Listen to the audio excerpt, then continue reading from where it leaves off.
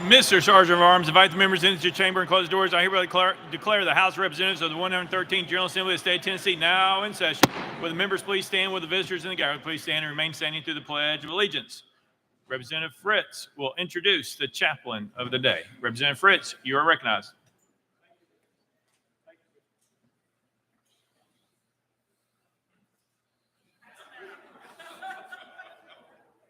Thank you. Is it working? There's a switch. Thank you, Mr. Speaker. I apologize. I probably won't get to do this again. I broke the microphone.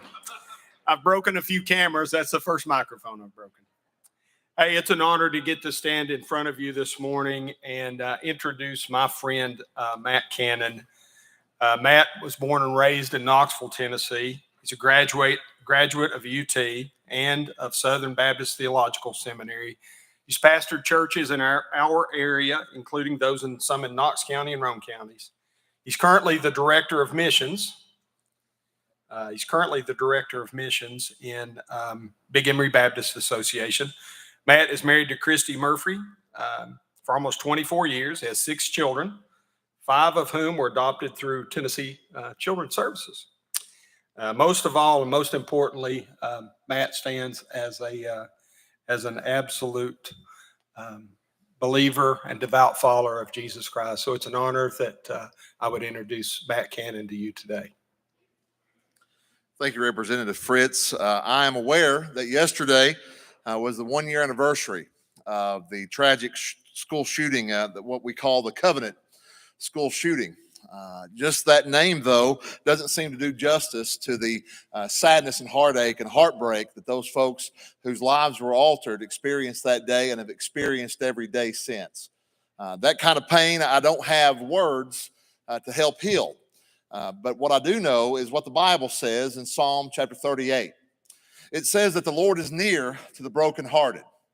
Just how near is the Lord to the brokenhearted? Well, Jesus came and entered into this world and into this pain, and he experienced pain because while we remember the events from a year ago yesterday, tomorrow and on Sunday, we remember other events. The event yesterday where Jesus Christ died on the cross for our sins in our place. And then he was placed in a borrowed tomb. We're able to call it a borrowed tomb because he didn't need it very long. His stay in the tomb was just a weekend stay.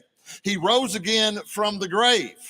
So I'm here to tell you that if you know Jesus Christ as your Savior, though there are tragedies in this world, Jesus Christ has done something about the tragedy. He has done something about the evil. He didn't just experience evil, he has overcome evil. As he died on the cross in our place, as he rose again from the grave, as he lives forever to make intercession for us and to help us through all of life's tragedies. If you don't know Jesus Christ as your Savior, I implore you to seek him while he may be found. Call upon him while he is near. Trust in Jesus Christ. And if you do know Jesus Christ, I encourage you to live like it, to love like it, to shine the light of Jesus Christ in what you do and in what you say, not just here, but in your day-to-day lives as well. And I do thank the Lord that he is so good. Jesus Christ didn't just come near to us. He became one of us. He died for us and he rose again for us. I hope you know him today. Let's pray. Father, I thank you so much for how great you are. I thank you, Father, for your glorious goodness that you bestow upon us every day of our lives. I thank you, God, for the ability to love others and to be in families and to be in groups and have friends. I thank you for the ability to be here today. And God, it is a privilege to stand before this body, but Father, a greater privilege is the privilege that I'm enjoying right now, to stand before the throne room of grace and ask your blessing upon this body, ask your blessing upon our state, ask you to help us, God, to go the right way, to be led not by our own feelings, not by what we think is right, but to be led by you. And so I pray for everyone here today that they'll acknowledge you as God, that they'll know Jesus as their Savior, and that they will make choices and decisions that honor you, that bring glory to your name, and that are good for every Tennessean. Lord, thank you for being so good to us. Thank you that Jesus is the way, the truth, and the life. No man comes to the Father but by him.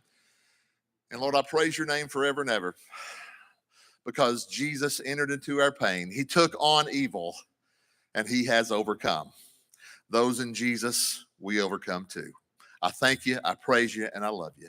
It's in Jesus' name I pray. Amen. Representative Fritz will lead us in the Pledge of Allegiance. Attention, salute, pledge.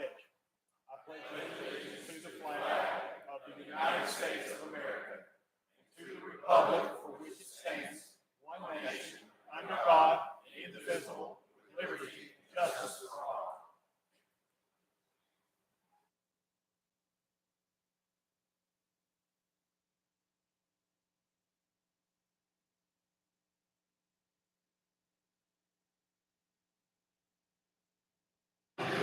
Ms. Clerk, please take the roll. Roll call.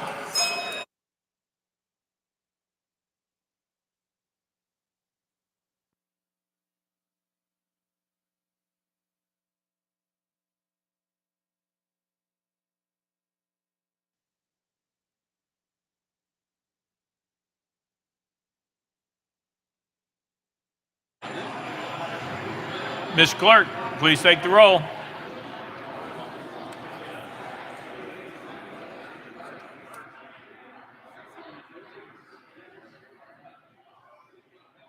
Mr. Speaker, 95 members present. Let the journal reflect Representative Hakeem Miller and Hell are excused.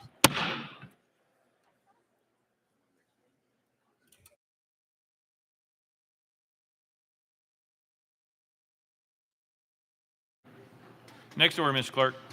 Welcoming and honoring. Welcome and honor anyone seeking recognition. Representative Johnson, you're recognized of Montgomery. Thank you, Mr. Speaker. I have a page with me today. Jack Franklin Cheney. Jack, come in, give everyone a wave. And in the gallery to my right, I have his father, Lon Cheney, and his mother, Allison Cheney, and also his grandmother, Judge Sharon Grimes. But, Mr. Speaker, I've got to confess, when I first decided to run for state representative, Judge Grimes was my campaign manager. So thank you so much. And I have not disclosed this to her, but I'm officially naming her chairman of my transition team. Thank you. Leader Lamberth. Thank you, Mr. Speaker. Before we continue any more on welcoming and honor, I'd make a motion that would the House take up HJR 1142 at this time. You've heard the motion, probably seconded. Any objection? Without objection, so ordered.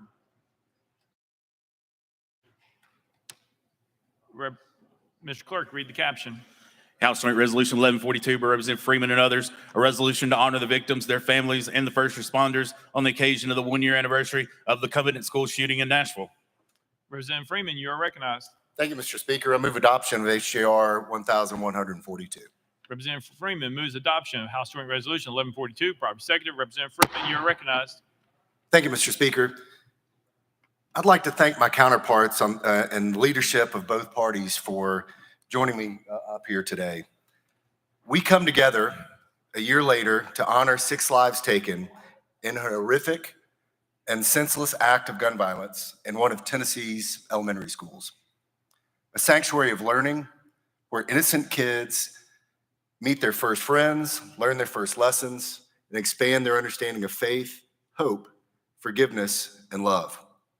And in an instant, a moment in life where the unimaginable becomes a reality, the 24-hour national media attention focused on our tragedy, then sadly moved on to one of the hundreds of other communities left with the same unanswered questions we continue to ask ourselves a year later. Have we done everything that we can to protect innocent life here in Tennessee? Yesterday, thousands of Tennesseans locked grieving arms to honor the lives of Evelyn Dickhouse, Haley Scruggs, William Kinney, Catherine Kuntz, Mike Hill, and Cynthia Peak. It is my hope we as elected officials, but more importantly, as parents, grandparents, brothers, sisters, will seek out the necessary common ground to protect Tennessee children from their number one cause of death. I'll close with a question posed to us, to each of us by one of the many brave Covenant moms. What's more important? Thank you, Mr. Speaker. And I renew my motion. Representative Freeman renews his motion. Representative Freeman, would you like for all those that voted in affirmative to be listed as co-prime sponsors? Yes, sir. Thank you. Without objection, exclusion is duly. Leader Lambert, you're recognized. Thank you, Mr. Speaker. Move previous question. Previous question been called. The objection, seeing none, we're voting. All those in favor of House Joint Resolution 1142, vote aye when the bell rings. Those opposed, vote no. Has every member voted? Does any member wish to change their vote?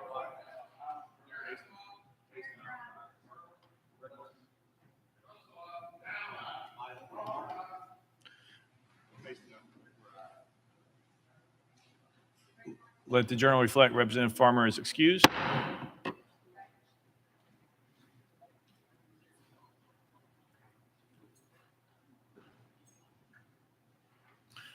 Mr. Clerk, please take the vote.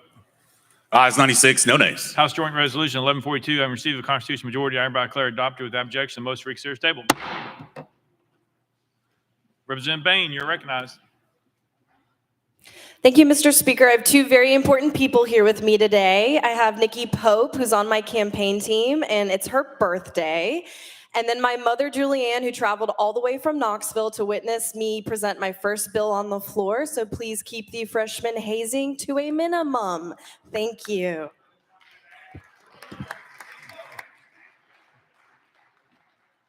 Representative Shaw.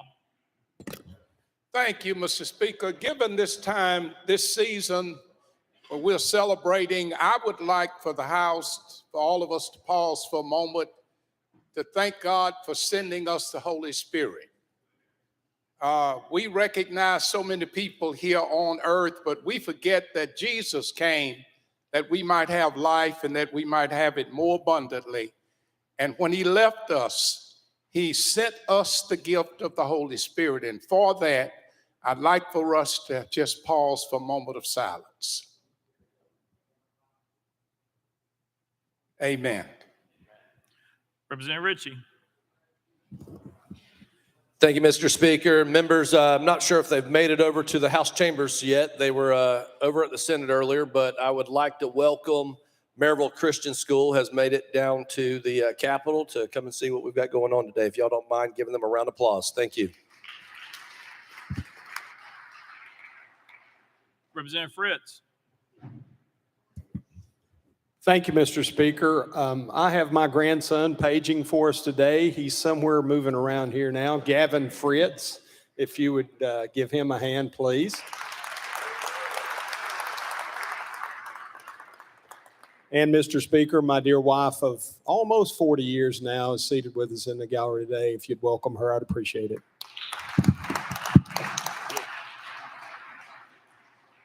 Representative Dixie.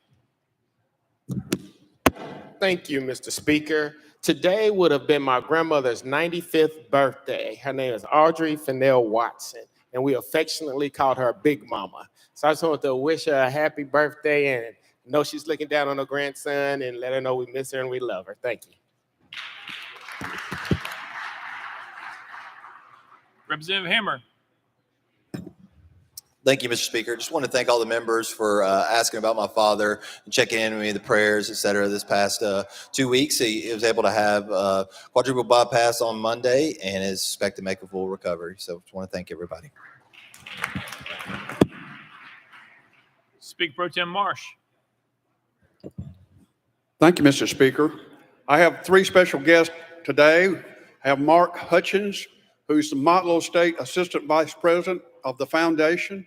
I have the President of Motlow State College, Michael Torrance, and the President of Patrick Wade. He's with TCAT Murfreesboro. Welcome today.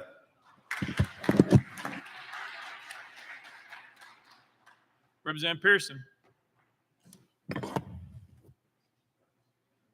Thank you, Speaker. And this is our last day of Women's History Month. And so just want to take a moment to recognize all of the extraordinary women in our district office, District 86, and in our movement, starting with, obviously, you all know my best friend in the world, Oceanae, my own mother, Dr. Kimberly Owens Pearson, Felicia Boyd, Daphne Thomas, Katrina Hill-Gay, who ensure that our operations and our work to serve District 86 continues, and to the legacy that they are living into, from my own grandmothers, Gwen and Pearson, to the legacy of Fannie Lou Hamer and many other Black women activists who have ensured that the voices of the marginalized always are heard, and fighting for that and continuing that work. And so just want to recognize all the women in the movement for justice, rooted in love, and encourage us to live into that spirit and continue that work. Representative Carringer. Thank you, Mr. Speaker. I would like for all of us to take a moment of silence, and also to, in remembering our comptroller, Jason Mumpower's father-in-law, James Nelson Point, who passed away early yesterday morning. So if we would all take a moment of silence and remember them this weekend as they prepare for the services. Thank you, Mr. Speaker. Representative Hicks of Hawkins. Thank you, Mr. Speaker, and I appreciate Representative Carringer mentioning James Nelson Point, more affectionately known as Jim Point. I've known Jim Point most of my life. I know him as a public servant, as a community leader, all the way back to when he was coaching in the Park and Rec. The one thing about Jim that everyone remembered back home is on 4th of July, he would put on a costume like Uncle Sam and stand out in the street. And, that's what we knew him as. But we also knew him as someone who cared for his family and, again, cared for his community. So do remember the Point family, certainly the Mumpower family, again, as they lay Jim to rest tomorrow. Thank you very much. Representative Holsey. Thank you, Mr. Speaker. I just wanted to wish a happy birthday to a member of this body that is older and uglier than I am. Today's his birthday, the master and crafter of words in the English language, Paul Sherrill.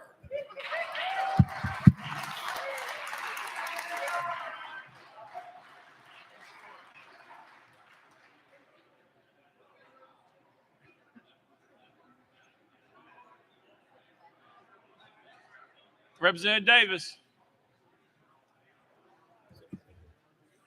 Thank you, Mr. Chairman. I was going to do the same, wish my seatmate happy birthday, but we have no idea where he is. But we do love and enjoy Paul Sherrill. Representative Haston.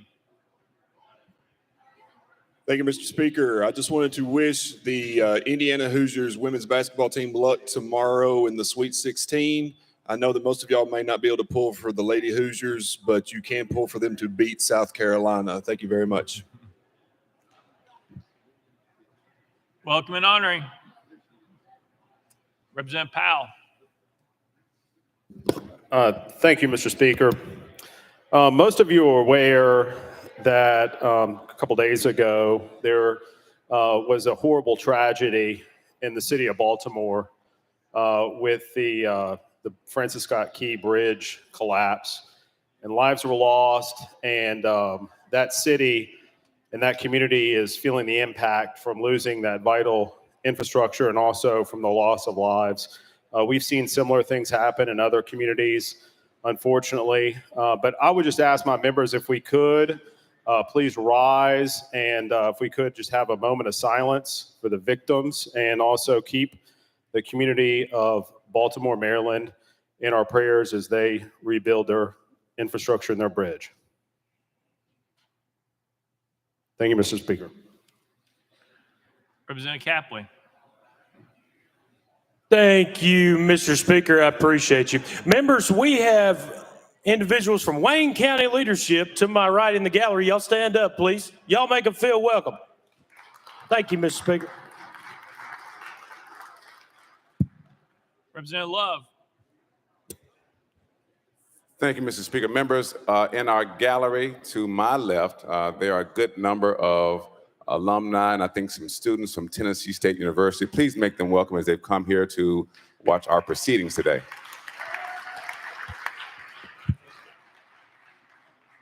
Representative Jernigan. Mr. Speaker, yesterday, my eldest daughter got married, and I officiated the wedding. And I just want everybody to give a big congratulations, not only to her, but myself for getting her off the payroll.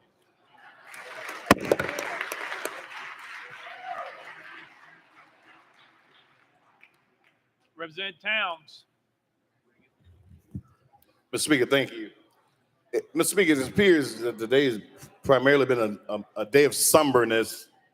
And unfortunately, I too, and normally I won't do it as it relates to my family, but rise to ask for a moment of silent prayer for two.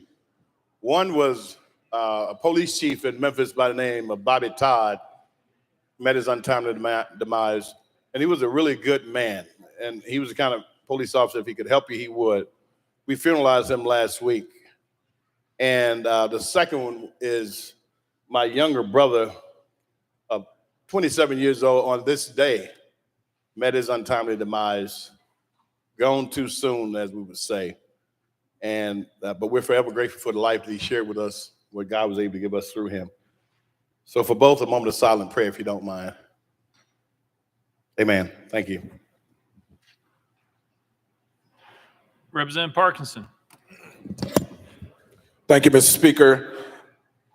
As we round or end Women's History Month, I do want to reflect on two women that exemplified women's history.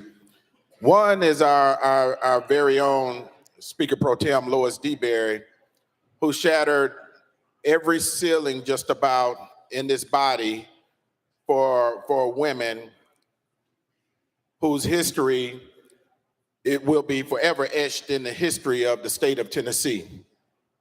The second woman I want to highlight is Dr. Glenda Glover, who is the president of Tennessee State University. And thank you for that. And she is a certified public accountant and attorney, and is one of two. Representative Sparks. Thank you, Mr. Speaker. Mr. Speaker, TBR wanted me to announce Kim McCormick and Patrick Boggs. They've got plenty of biscuits and coffee in the library, but also, members, we know our assistants can make or break you. They're the ones that are servicing our constituents. My assistant's last day is today, Julian Jones. She's going to work for Andy Ogles. I hope it's okay for me to announce this, Julian, but I want to tell you how I met her. Political science classes don't teach these courses. It's about heart for the community, heart for our constituency. Brittany Montgomery, who works for Haggerty now, wanted me to meet this young lady. And the girl wanted to talk about service animals and those incarcerated, teaching service animals to our veterans who have been injured and suffered trauma. So y'all give it up for my assistant, Julian Jones, on her last day. Good luck, Julian. Representative McCalman. Thank you, Mr. Speaker. Members, if you would be keeping my uncle in prayer, he had a pretty bad accident, fall at work, and not doing too hot in the hospital. If y'all just lift him up in prayer, his name is Mike McCalman, and I would appreciate that, as would my family. Thank you. Representative Parkinson. Thank you, Mr. Speaker. I made it back around. Dr. Glenda Glover, president of Tennessee State University, is a certified public accountant and attorney, and is one of two African-American women to hold a PhD, a CPA, and a Juris Doctorate combination in this country. That is huge. I don't know of very many people that have accomplished that at all. And so we want to recognize and highlight Dr. Glenda Baskin Glover, president of Tennessee State University, on these final days of Women's History Month. Thank you so much. Leader Lamberth. Thank you, Mr. Speaker. In one gallery or the other today, we have Leadership Portland alumni here. They're right over here, folks. Make them feel welcome. Thank y'all for being here today. Representative Dixie. Thank you, Mr. Speaker. Today it's a day to celebrate. It's been a somber day, but one thing that we like to celebrate today, one of my constituents, many of you probably know her, Vanessa Hatcher. She works in the governor's office. She's worked there for 30 years, and today is her last day. She's retiring after 30 years. So please give her a warm welcome and send off and a thank you for all her service to Tennessee. Thank you, Vanessa Hatcher. Representative Hardaway. Thank you, Speaker. We've got a group of ladies here being honored on the Senate side this morning, two of whom are Memphians that I'm familiar with, one being Miss Mary Freeman, who was the first African-American female to serve on the Tennessee Regulatory Authority. That was back from 2008 to 2012. The other is Councilwoman Yolanda Cooper Sutton, who is representing Super District 8, Position 3. And because of her election, for the first time ever, we have a female majority on our Memphis City Council. But even more important is that we honor Tammy and Kim, that first combination of females to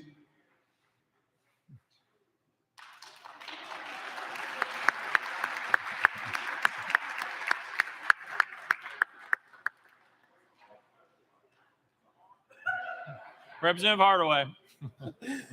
Thank you, Speaker. Tammy Letzer and Kim Cox, the first time we've had two women to run the Tennessee House of Representatives clerk's office, chief clerk and assistant chief clerk.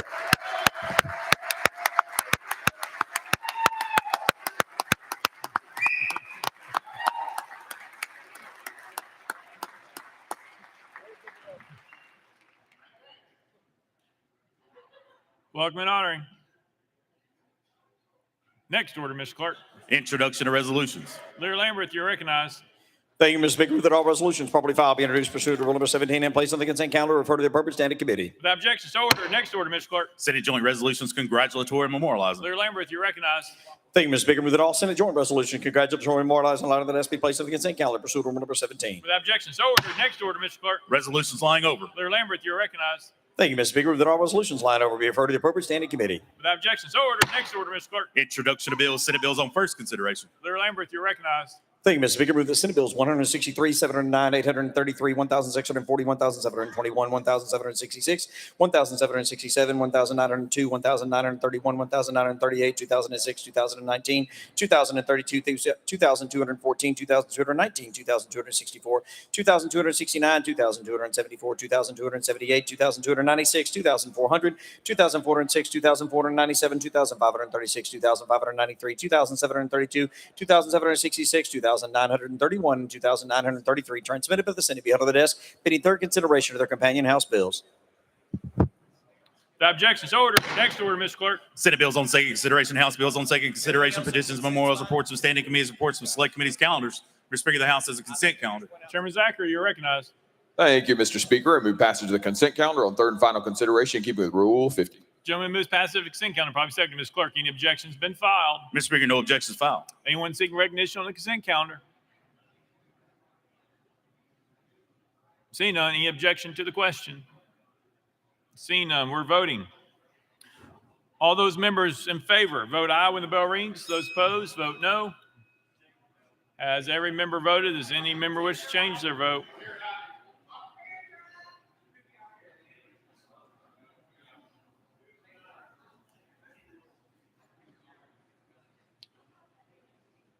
Mr. Clerk, please take the vote. Ayes 95, no nays. Having received the constitutional majority, I declare the consent calendar passed without objection. Most reconsider is tabled. Call it. Next order, Mr. Clerk. Mr. Speaker, the House has a regular calendar. Lear Lambert, you're recognized. Thank you, Mr. Speaker. Make a motion to take up item number 8 at this time.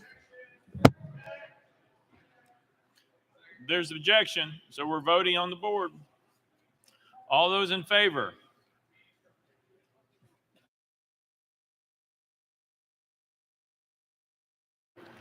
All those in favor of taking up item 8 out of order, which is House Bill 1739, vote aye when the bell rings. Those opposed, vote no.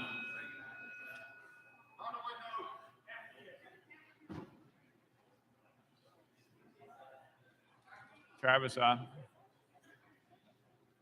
Mr. Clerk, please take the vote. Aye, 72, 23 nays. Motion prevails. Call the first bill, Mr. Clerk.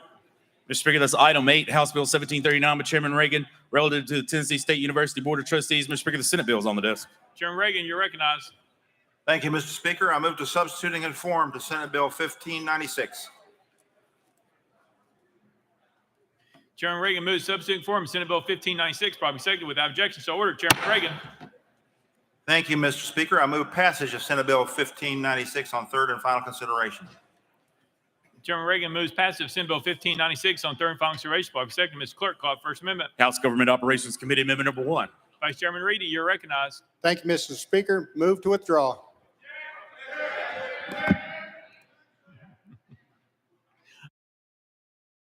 All right, we're on the board. All those in favor?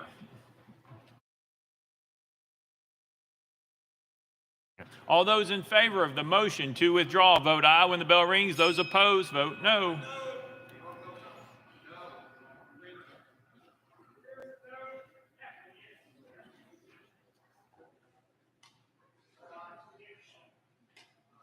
Mr. Clerk, take the vote. Aye, 73, 23 nays. Amendment number 1 withdrawn.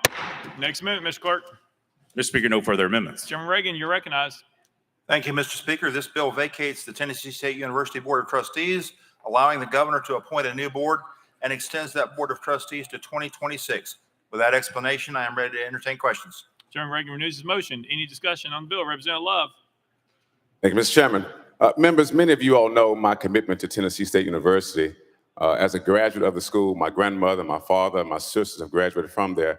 TSU was a second home to me. When I was not here at the Capitol with my father, I was at Tennessee State. My mother worked there for 57 years. In 1970, my father started researching the underfunding of Tennessee State. His report is on my desk.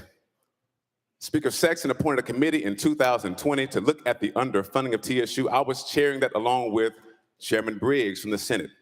We discovered that the school was underfunded by $544 million. The next year, we were able to get in the budget a substantial amount of money to help rectify some of the outstanding building deficiencies. It was my hope that this year we would come back and secure the other funding. But I found myself in conversations about boards and audits. And every time I was in a conversation about the boards and the audits and the money, I was always told that the legislature wanted to do what was best for the university. I have deep concerns about this particular bill because it vacates all 10 members. It vacates the student trustee. It vacates the faculty trustee. These are folks who aren't appointed by the governor. There's a compromise we'd worked on. It was adopted to just vacate 3 members. Every time we talk about underfunding of universities, one thing must be understood. Tennessee State and the University of Tennessee, Knoxville are unique and different than any other of our colleges. They're land grant colleges, which means by federal law, they're required to have the same equal funding. Capacity grants require that they have a 1-to-1 match. From 1913, the very beginning of it, state law said that UT's money would go straight to UT, TSU's money would go to the state treasurer. This has been going on, and it happens all across the country. Alabama A&M, Prairie View, Florida A&M, North Carolina A&T, 18 other land grants are suffering the same fate. So my concern about this particular amendment going on, this particular bill being passed, is that as we're talking about vacating the board, we're not talking about funding the institution. I would hope that if we choose to vote on this particular bill and choose to vacate this board, that this body would use the same determination, same fierceness, same fervor, and same excitement to come back and fund the university properly. And proper funding means looking at the back funding.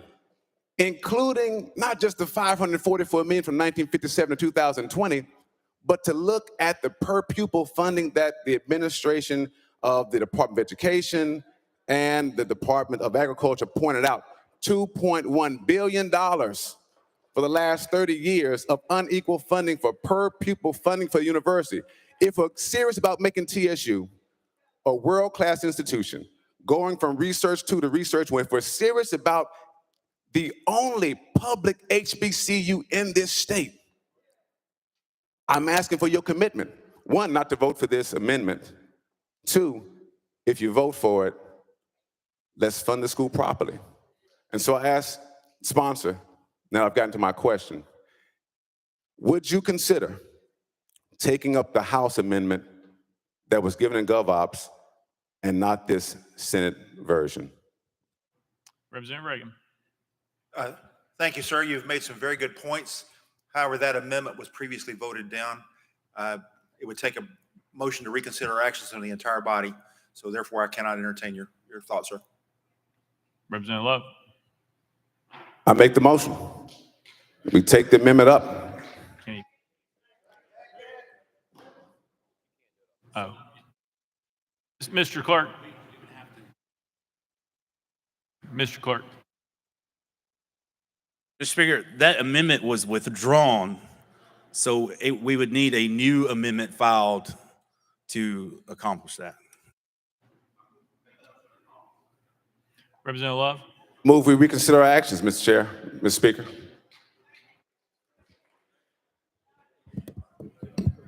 Representative, you cannot reconsider your actions. You have to file a new amendment. Chairman Clemens. Thank you, Mr. Speaker. I move we roll this bill 3 slots so we have time to file the appropriate amendment. Is there objection? There's objection. We're on the board. There's objection. We're on the board. All those in favor of rolling the bill 3 spots, vote aye. All those opposed, vote no when the bell rings.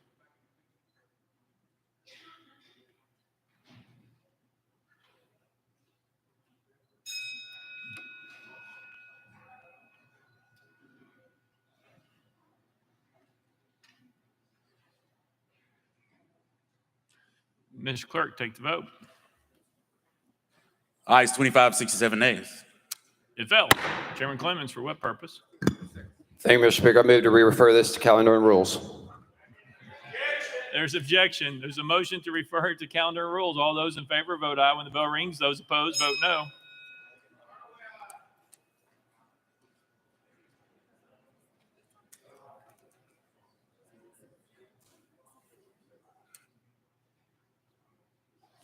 Mr. Clerk, please take the vote. Ayes 23, 71 nays. Fails. Representative Love, you have a few seconds left. Thank you, Mr. Speaker. I move we refer this to GovOps.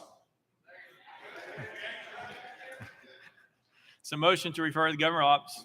There's objection. We're on the board. All those in favor of referring to government ops, vote aye when the bell rings. Those opposed, vote no.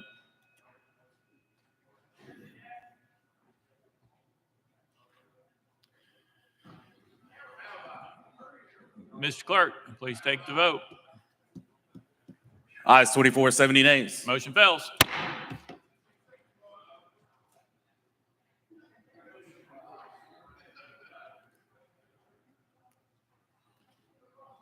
Representative Love. Yes, sir, Mr. Speaker. I just filed an amendment. I move that we take that amendment up.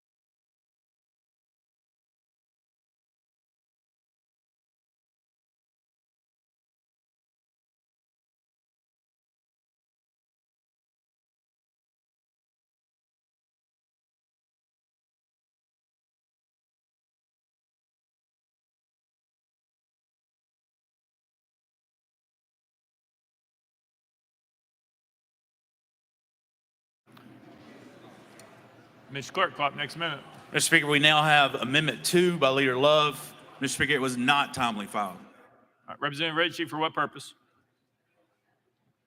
Thank you, Mr. Speaker. I know I'm out of order, but I've got a Maryville Christian School that was up in that gallery, and they are leaving. If y'all don't mind welcoming them for making it over to the House chambers. Thank you.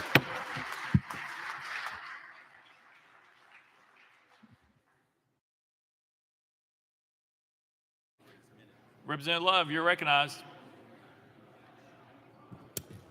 Thank you, Mr. Chairman. Members, this particular amendment would vacate 3 members from the Tennessee State University Board, members whose term expires on June 30th, 2025. This is actually the amendment that got on in GovOps. It is not what we would like, but it's better than having 10 members vacated. I would ask for your support. We would maintain some institutional knowledge and memory at the university, but comes to the board level. And again, this is what I think is the best solution for this particular bill. With that, I move consideration. You've heard the motion, probably seconded. We're voting for consideration of amendment number 2. All those in favor of considering amendment number 2, vote aye when the bell rings. Those opposed, vote no. Has every member voted? Does any member wish to change their vote?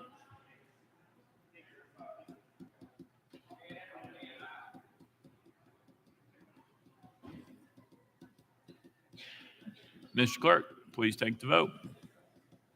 Ayes 28, 64 nays, 1 present, not voting. In accordance with Rule 60B, having failed to receive the necessary 2/3 vote, the motion to consider amendment number 2 fails. Next amendment, Mr. Clerk. Mr. Speaker, no further amendments. Representative Pearson, you're recognized. Thank you, Speaker, and I stand completely against this legislation. It is ironic, sponsor, that today you also have a bill against reparations when repairing the harm There's objection. related to. Objection, Representative Pearson. There's objection on the floor. They're wanting you to stay on the bill. Would you like to stay on the bill? Representative Pearson. Yes, thank you for seeking clarification so that I could articulate to my colleagues that I'm on the bill and allow for you to decide. When it comes to the timeline of TSU not being funded and the underfunding, you could very well say that that is a repairing of a harm that needs to happen. And so I don't know how that wouldn't be on the bill, but I'll leave it to you to decide. Well, if it is or Representative not. Pearson, you were talking about another bill on the calendar. That's what you said. So I would ask you to stick to the bill as is that's in front of us, not referencing something else that may be on the calendar. Representative Pearson, you're recognized. Thank you, Speaker, for the conversation. This needs to be repaired. There has been a harm and an injustice to Tennessee State University. By law, land grant institutions receive an annual state match to their federal land grants for food and agricultural research. But between the fiscal years, at least of 1957 and 2007, Tennessee budget records show no funds were directed to Tennessee State University, the state's only public HBCU. One historian noted that until 1964, open segregation, open underfunding of Black institutions, that was the law of the land throughout the South. The historian said it wasn't a secret that white schools would get more funding than Black schools. And in fact, and I know a lot of people went to this school, the University of Tennessee, a predominantly white institution, and the state's other land grant university did in fact get its full state funding each year. Some years, the University of Tennessee even got more than its required funding levels. But Tennessee State University was denied those resources, and because they were denied the resources, there were problems that occurred. But instead of us rectifying the problems that we created through racist policies by underfunding Tennessee State University, we're now advocating to vacate their board. Speaker, Governor Lee was given a letter by the Department of Education and the Department of Agriculture, and it said these things. that I think are really important. Historically, Black colleges and universities, tribal colleges and universities, and minority-serving institutions make innumerable contributions to our country through the research produced by their faculty, achievements of their students, and alumni and services that they provide to the immediate community. As noted in the HBCU Partners Act, while HBCUs, including 1890 land-grant institutions, represent 3% of post-secondary institutions, they enroll about 10% of all Black college students. Furthermore, these institutes generate close to $15 billion in economic impact and over 134,000 jobs annually in local and regional economies they serve. They say this about Tennessee State University. Tennessee State University, the 1890 land-grant institutions in your state, while producing extraordinary graduates that contribute greatly to the state's economy and the fabric of our nation, has not been able to advance in ways that are on par with the University of Tennessee, Knoxville, the original Morrill Act of 1862 land-grant institution in your state, in large part due to unbalanced funding.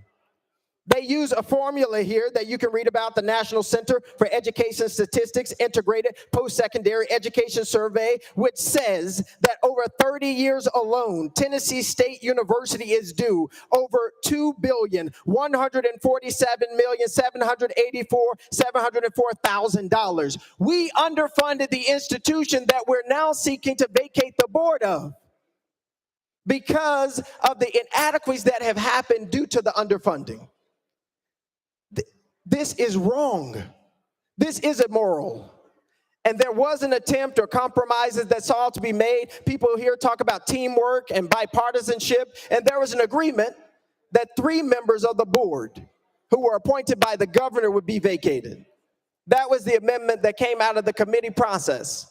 But instead of doing that, we are now seeking to dismantle the entire board for the only Black HBCU, public HBCU in our country, in our state. This is wrong and immoral. This perpetuates the racism of previous generations into legislation today. And so I advocate that we do not support this, that we do not pass this, and that we be better and invest in our students and invest in this university.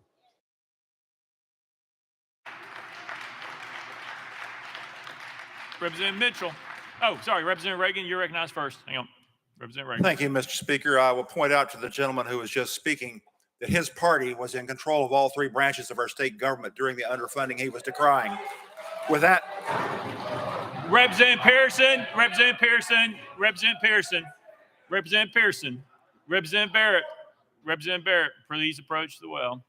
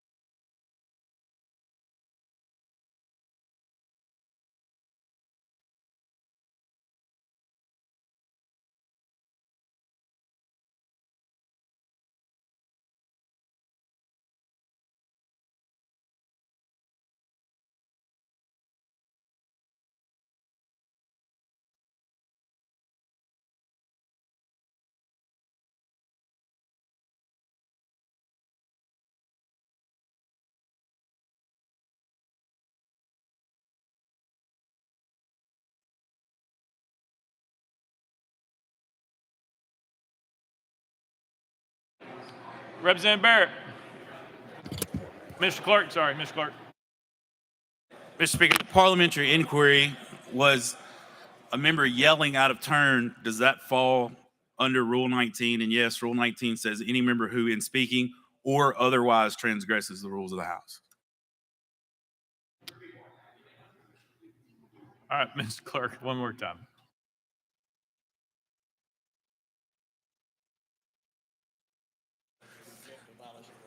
A further question, sorry, Mr. Speaker. A further question was, can a member interrupt to call a member to order? The answer is yes.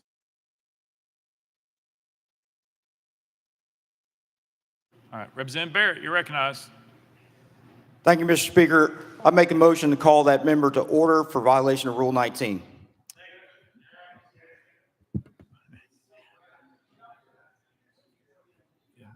All right, got it. We're moving on. Representative Mitchell, you're recognized. Yeah, thank you, Mr. Speaker.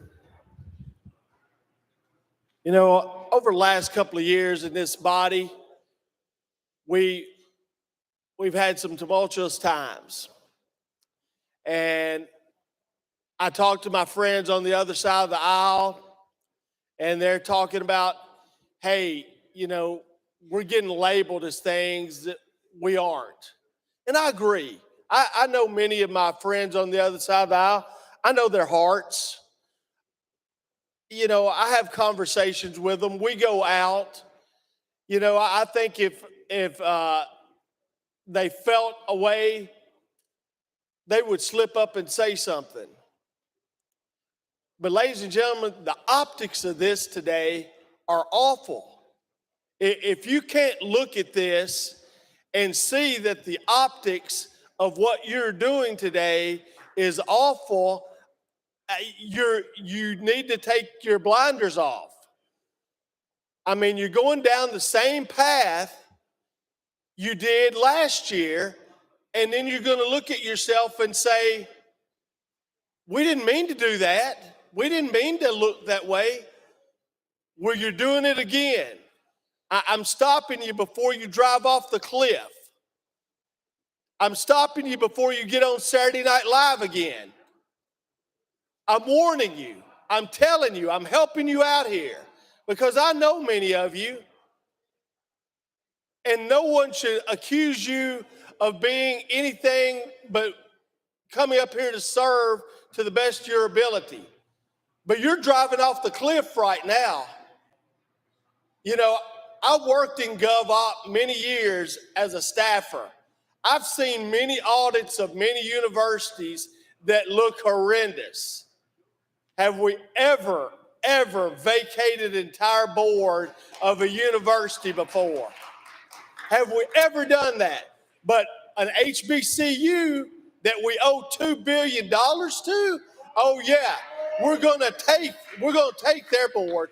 You know, we're gonna hold them hostage, and we're gonna say you need to shut up about your $2 billion because we're gonna vacate your board.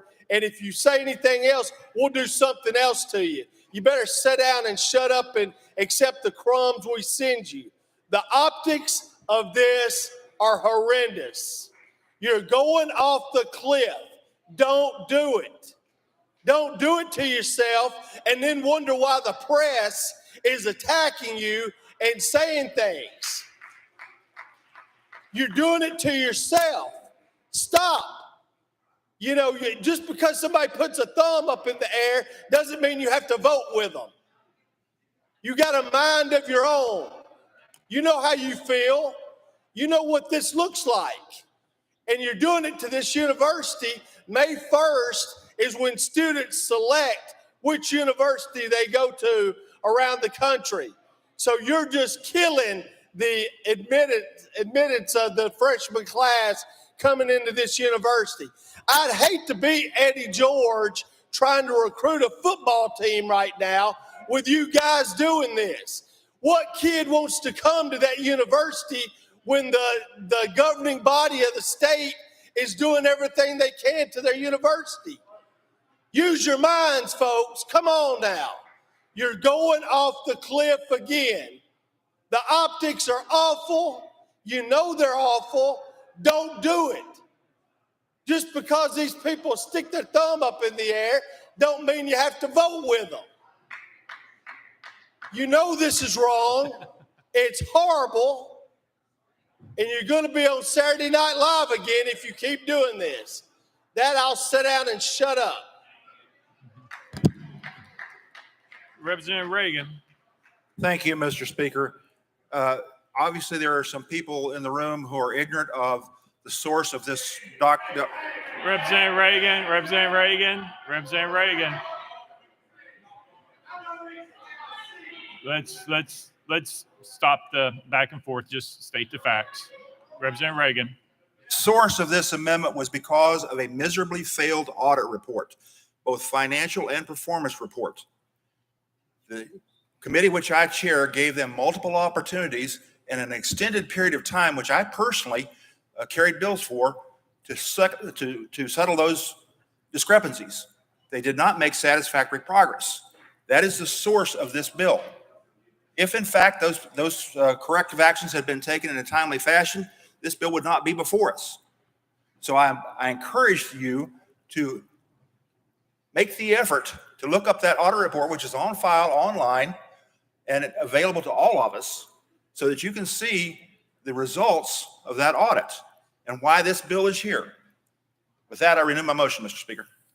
Representative Parkinson. Thank you, Mr. Speaker.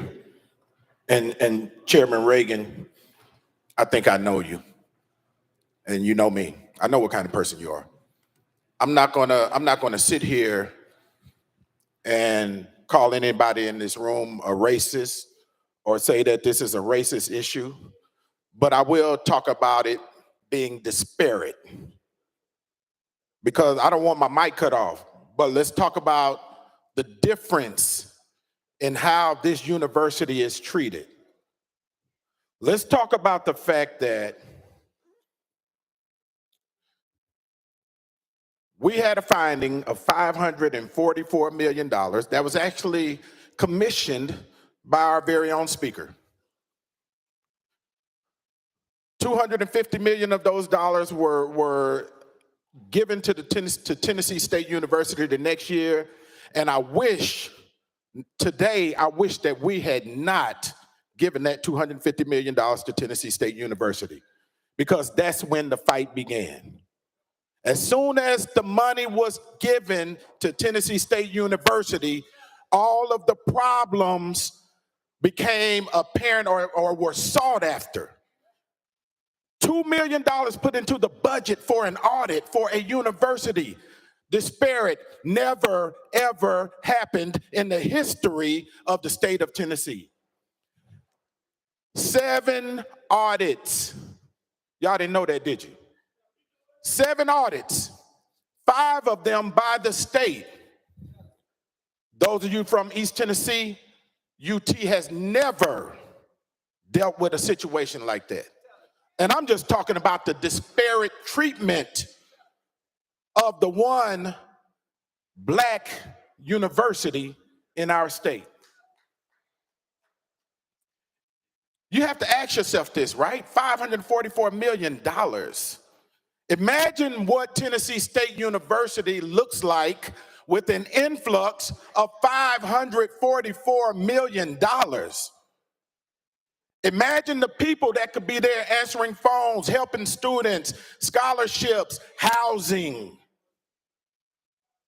But instead, we choose to hand over $250 million and then tell them how bad of a job they're doing. Well, how can you do a good job if you are short $544 million? Now, I want to speak to these members. That I know have an independent mindset. I want to speak to the Sam Whitsons. I want to speak to the Mark Whites, the John Gillespies, the Laurel Russells. Representative Parkinson, I would ask you not to call out names, because that gets you in a position. So Representative Parkinson. Thank you, Mr. Speaker. I thought I was speaking positively of them. But to those members who know when right is right and wrong is wrong?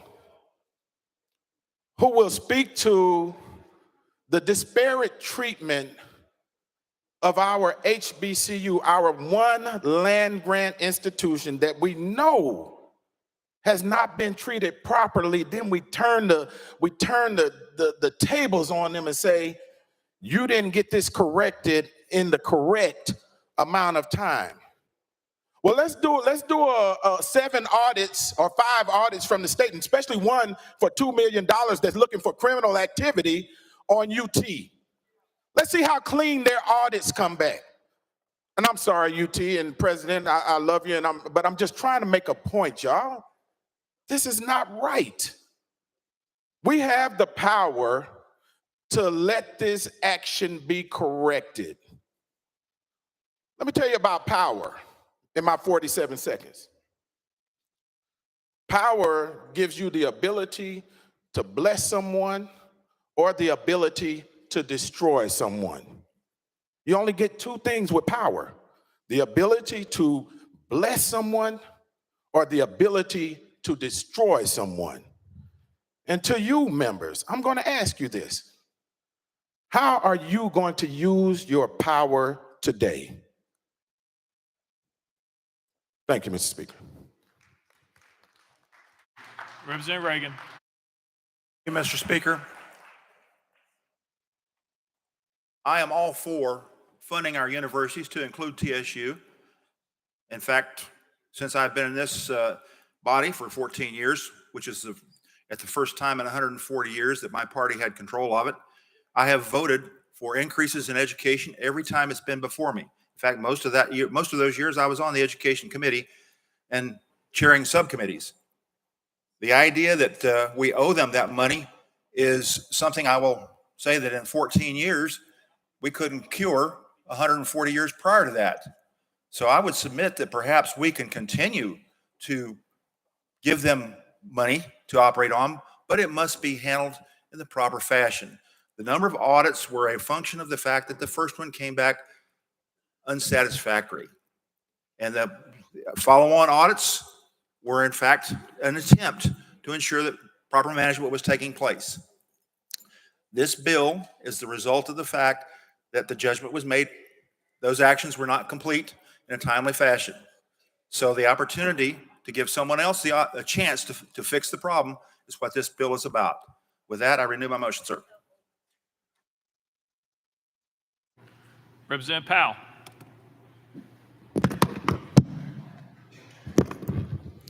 Thank you, Mr. Speaker. I rise today as a graduate of Tennessee State University. I got my master's in public administration, master's of public administration from TSU at the Avon Williams campus. There are a lot of legislative staff. There are a lot of people throughout state government who have also come through that program, that MPA program. There are numerous proud alumni of Tennessee State University who are massive contributors to the history of this state. Now let's look at this board. Let's look at this board. Every single board member was appointed by a Republican governor. Every single board member was appointed by a Republican governor. Every one. So what we're trying to do today is take a very dangerous step and set a very dangerous precedent. That because that board, who were appointed by a Republican governor, two Republican governors, chose not to fire the president. That's why we're here. You know, there was a debate when this audit took place and the comptroller's findings about inadequate housing for these students. So let me repeat that again. TSU was growing so much and so successful that in fact we did not have enough housing for our students. Tennessee State University is in the middle of my city of Nashville. Most of you are familiar with the housing costs in this city. So TSU was inadequately funded for years to deal with this situation of housing for the students. And what happened? They could not house those students. Was more money given to address that issue? No. This has happened at other universities throughout our state. And we have not vacated those boards. So why are we picking on TSU? This is a fine, proud higher education institution in our state. As it's been said, it's the only public HBCU in the state of Tennessee.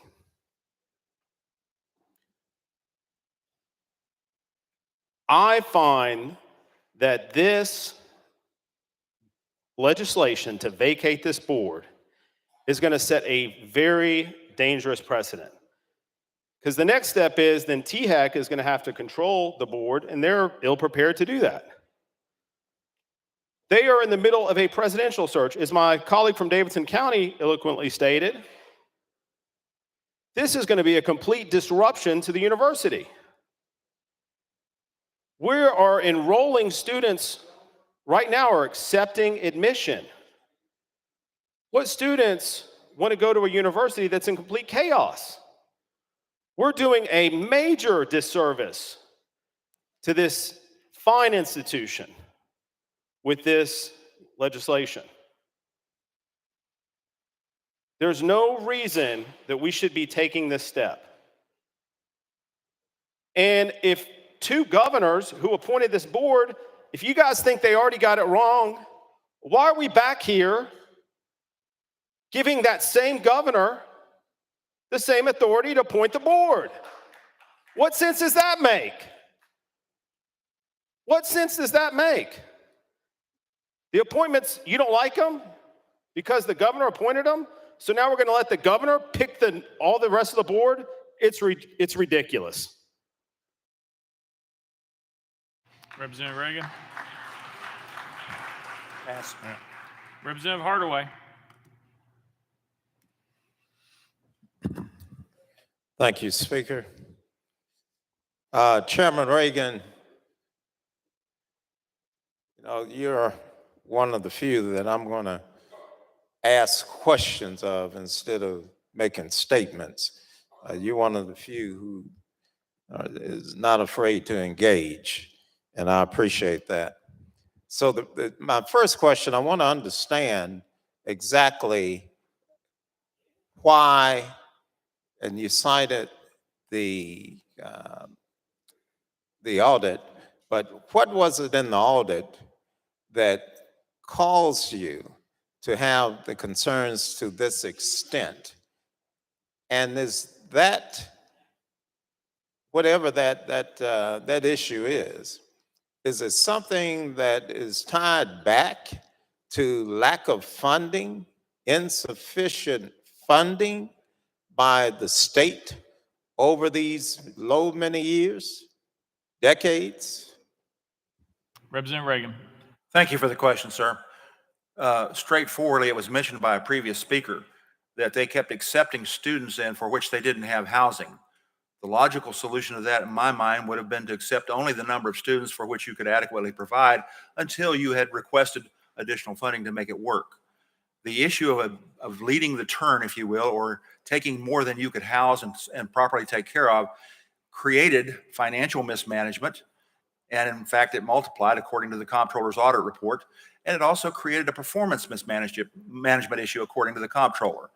That audit resulted in follow-on audits the administration and management of that university came back before government operations multiple times to try to establish that they were correcting those problems. Unfortunately, the committee deemed that they were not making adequate progress on that. The solution to that is the buck stops at the top. The people who are in charge of managing the organization are responsible. That famous sign on Harry Truman's desk is applicable.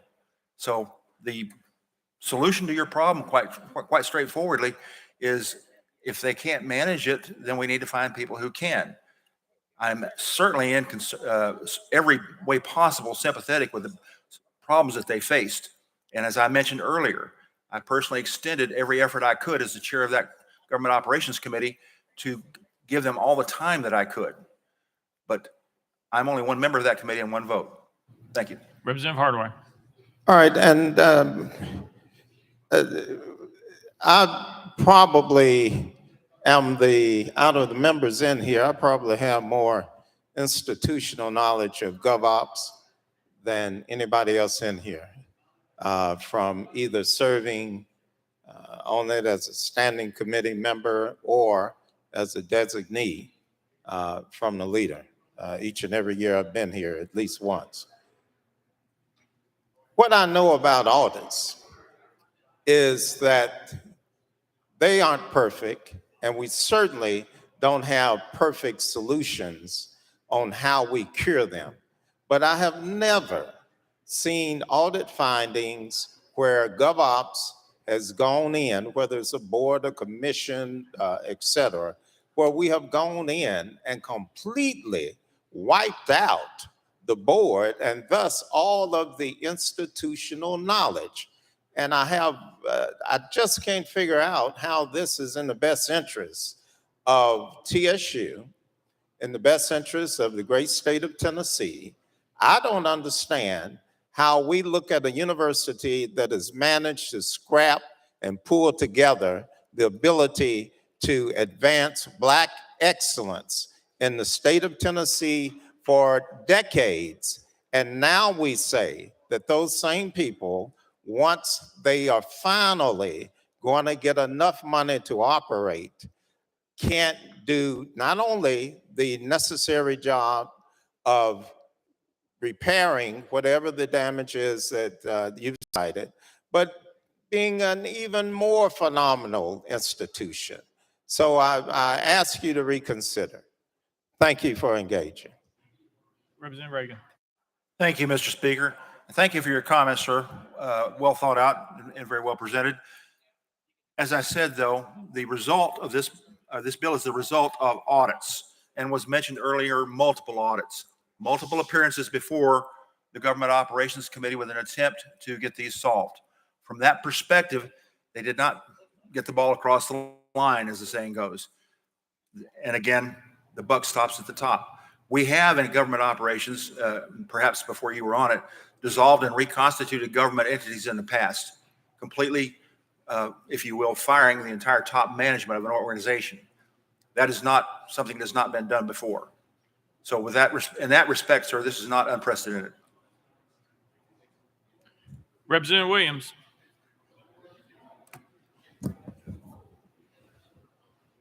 Thank you, Mr. Speaker. Just as a matter of historical reference, I think it's really important for this body to know this is not the first time that these LGI boards have been reconstituted. I had the pleasure of carrying in 2017 the bill that created what we now know as the Focus Act, which took all of these LGI institutions, TSU, Tennessee Tech, Austin P, all these other ones. We took them out from under TBR and reconstituted every one of those boards. They were all reappointed because we really felt like that we wanted to have these LGIs the ability to have autonomy, to be able to run their individual institutions. This body unanimously approved, or almost unanimously approved, a bill last week to give more autonomy to those LGIs and all of our institutions of higher learning, to allow them to be able to do the business of higher education across the state. So to argue that this hasn't happened is not necessarily true. because we had to do it in that case. As it relates to the funding, because of the speaker and his knowledge of what the good representative from Nashville said about underfunding, this body took that report that the speaker led and he chaired, and we knew that there was a shortfall of $544 million. What we decided to do as a body, all of us, as a chairman of appropriations, we determined to send $250 million to make up where that shortfall occurred long before any of us or any of this, even the party of the majority was in place. So what we ended up doing was funding that. What we found out then, because of the audit and the challenges, the comptroller comes back and says, after the audit, he was really disheartened by what he saw, and none of us want to do this. The problem is when you have 1,200 students who were accepted and scholarships were given at 4 times the number the previous year, and that money was completely blown through, and students were put in hotels because there wasn't enough pre-planning with this new money to make sure it was spent in the correct fashion. Listen, as a member who has an LGI institution, if we face those same problems, I'd be up here telling this body to reconstitute my board because the challenges are dire. And the key here is we want to give the other $198 million that we want to give to them, but we have to have assurances that future investment or that remedy to this problem is going to be well taken care of. And this member who actuated or passed that bill for the Focus Act is really concerned that it wouldn't be throwing good money after bad at this point. And so I appreciate the member. I appreciate this body. This has nothing to do with who the institution is, whether or not it's historically black college or university. This has to do with diligence and financial oversight as it relates to how this institution is being run. And this bill will be the first step in a remedy towards that. And so I appreciate the bill. I appreciate the member for carrying it. I appreciate all the discussions and the concerns about it. But the facts are the money is the problem. To my representative's point, he wished we'd never given the money. I wish we'd have spread it out over time, and maybe it wouldn't have been a big challenge that they had to deal with. So, member, I really appreciate, Chairman, this bill, and I appreciate you guys listening to me to hear the history as to how we got where we are now today. Thank you. Representative Reagan. Thank you, Pastor. Representative McKenzie. Oh, yeah, Representative McKenzie, go ahead. That's fine. Thank you, Mr. Speaker. As you know, I represent the University of Tennessee, and we've talked a lot in this conversation about the University of Tennessee. And I'm going to make sure everybody understands where I'm coming from. My father is 1957, he's passed, a 1957 graduate of Tennessee A&I State University. But I have 2 brothers, older brothers that are twins that were able to play football at the University of Tennessee, outstanding athletes. I have a nephew, 5-star athlete, that was able to play at the University of Tennessee as well.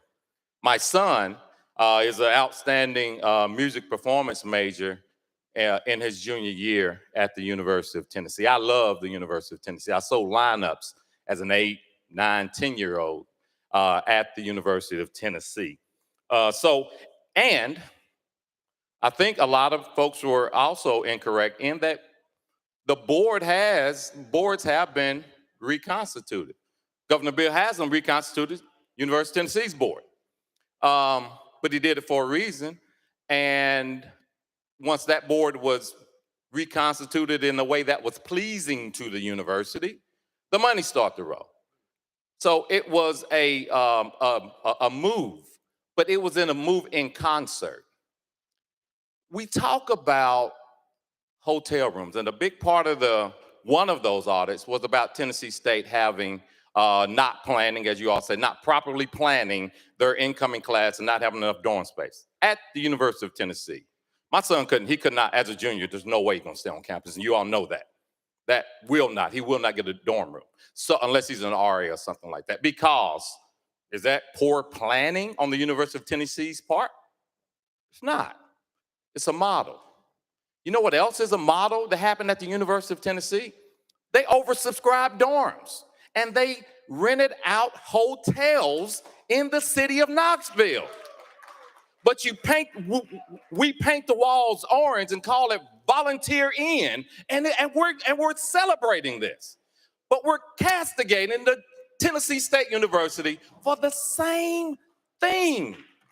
You cannot build enough dorms. After this COVID thing, there was a surge. There are reasons.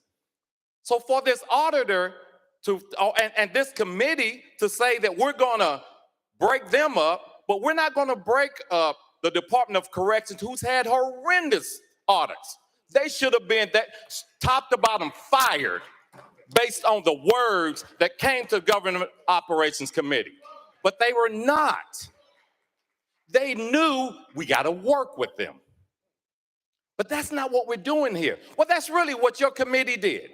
And I applaud the House Government Operations Committee for doing an admirable job and coming to a reasonable compromise of 3 members. That was reasonable. But we're just going to lay down for the Senate. You all champion when we don't concur with the Senate, we champion those. But now we're laying down for the Senate because they're mad for whatever reason. Your committee passed that amendment and we had an agreement because it was the right thing. The House was right. But now at the 11th hour, we're going to pull this. Tennessee State has issues. They had audit issues. They responded to those. And now they're responding to the ones that come. But again, you underfund a university, you underfund the counselors, you underfund the financial aid people per capita. You look at per capita what TSU and Tennessee Tech and Austin P has compared to what TSU is able to hire. They're issues, but they're money issues. They're money issues. So again, I appeal to your pride as a House member, I would say, to go back to where we are with a compromise. So I've introduced an amendment that we vacate 5 seats. I think that's more than enough. You have a majority, you got to. But this amendment that I've introduced to vacate 5 seats, so I ask for your consideration.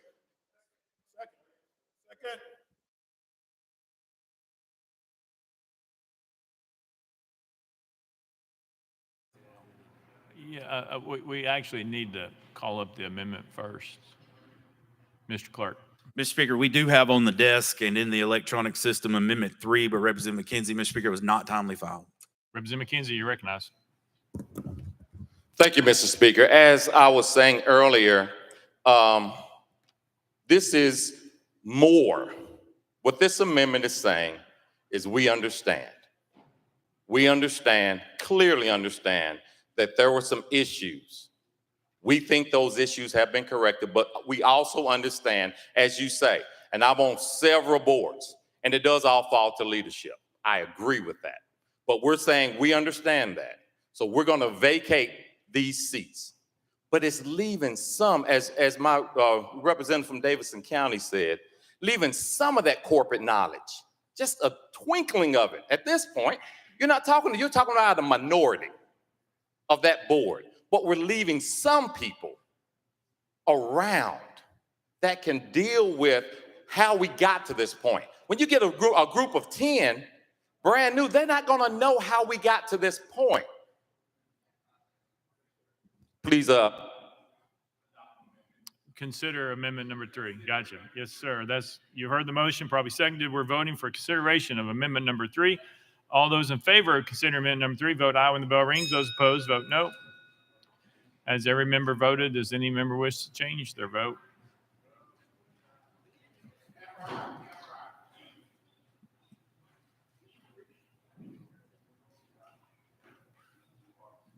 Mr. Clerk, please take the vote. Ayes 29, 60 days, 1 present, not In voted. accordance with Rule 60B, having failed to receive the necessary 2/3 vote, the motion to consider amendment number 3 fails. Next amendment, Mr. Clerk. Mr. Speaker, that's all the amendments we have on the desk at this time. Thank you. Representative Todd, you're recognized. Thank you, Mr. Speaker. I move previous question. Previous question's been called. There's objection. We're on the board. All those in favor of previous question, vote aye when the bell rings. Those opposed, vote no. Has every member voted? Does any member wish to change their vote? Mr. Clerk, please take the vote. Aye 71, 22 nays. Previous question prevails. We're voting. All those in favor of Senate Bill 1596 as amended, vote aye when the bell rings. Those opposed, vote no. Has every member voted? Does any member wish to change their vote?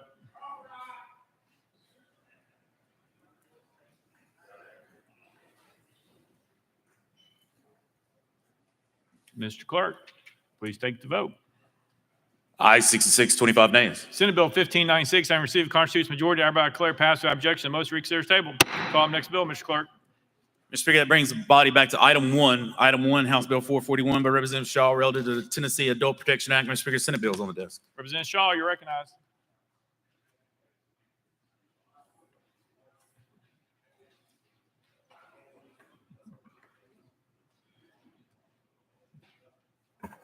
Thank you, Mr. Speaker. Thank you. I move to substitute and conform to Senate Bill 0163. Representative Shaw moves substitute and form Senate Bill 163, properly second without objection. So ordered. Representative Shaw.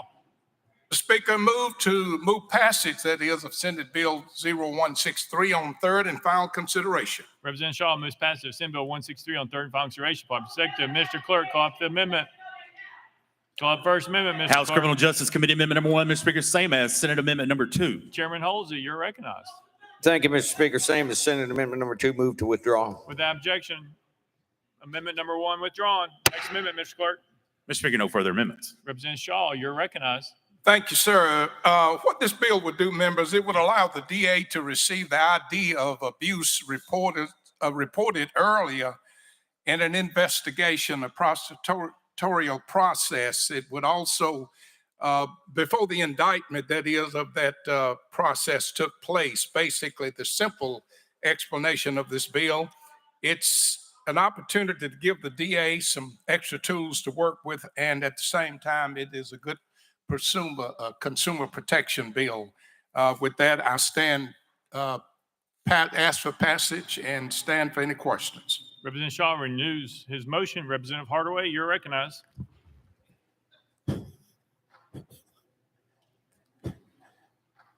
That's a very good bill, sir, and I support it.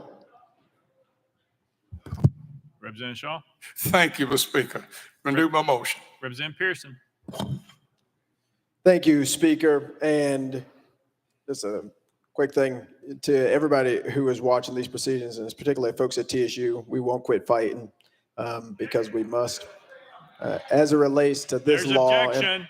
There's objection. So we either go on the board or, okay, Leader Lamberth, what's your objection for?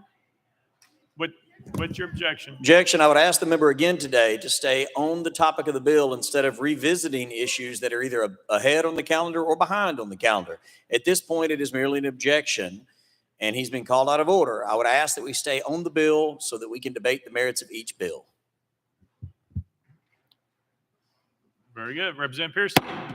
Again, thank you for the objections, and thank you for making sure that we got an explanation. I think that's helpful, and I have said what I needed to say about it. And so on to this bill, I do have a question. Sponsor, here it states in section B, capital B, that the alleged conduct must remain confidential, must be exempt from other provisions of law, shall not be a public record, and shall not be disclosed for any other purpose other than criminal investigation or criminal prosecution.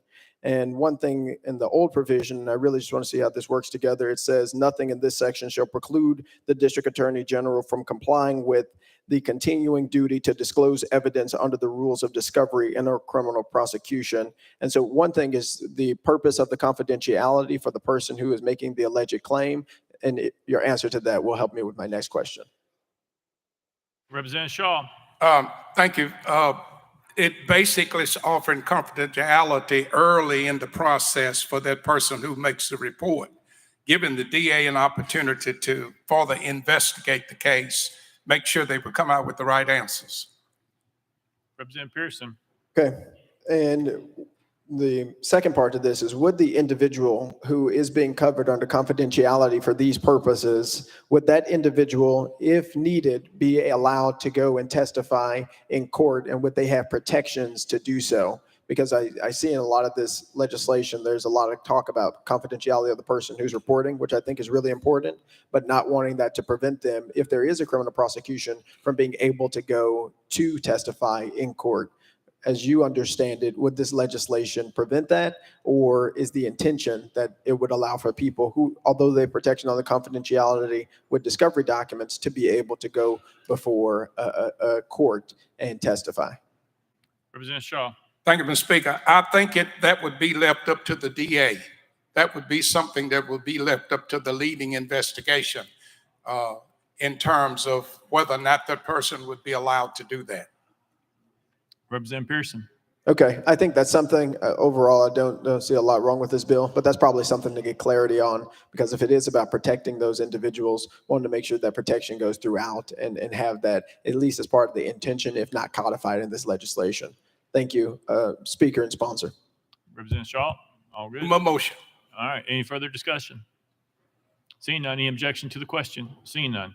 All those in favor of Senate Bill 163, vote aye when the bell rings. Those opposed, vote no. Has every member cast their vote? Does any member wish to change their vote?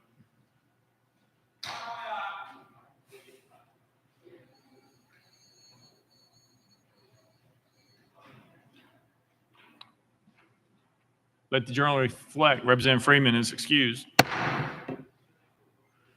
Mr. Clerk, please take the vote.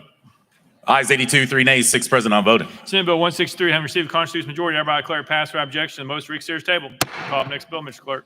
House Bill 2300 by Chairman Howell, relative to utilities. Mr. Speaker, the Senate bill is on the desk. Chairman Howell, you're recognized. Thank you, Mr. Speaker. I move to substitute and conform to Senate Bill 2497. Chairman Howell moves to substitute and conform Senate Bill 2497, probably seconded without objection. So ordered. Chairman Howell.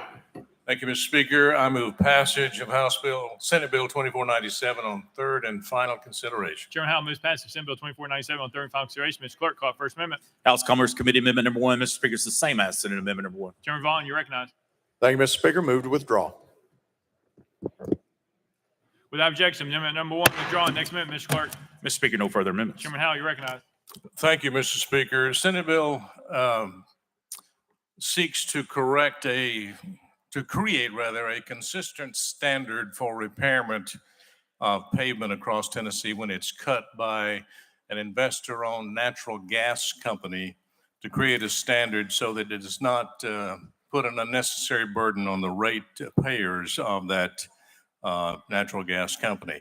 An example would be when a utility or a gas utility company makes, for example, a 5x5 cut in the pavement to connect a home to the natural gas line. That would be 25 square feet. My math is correct.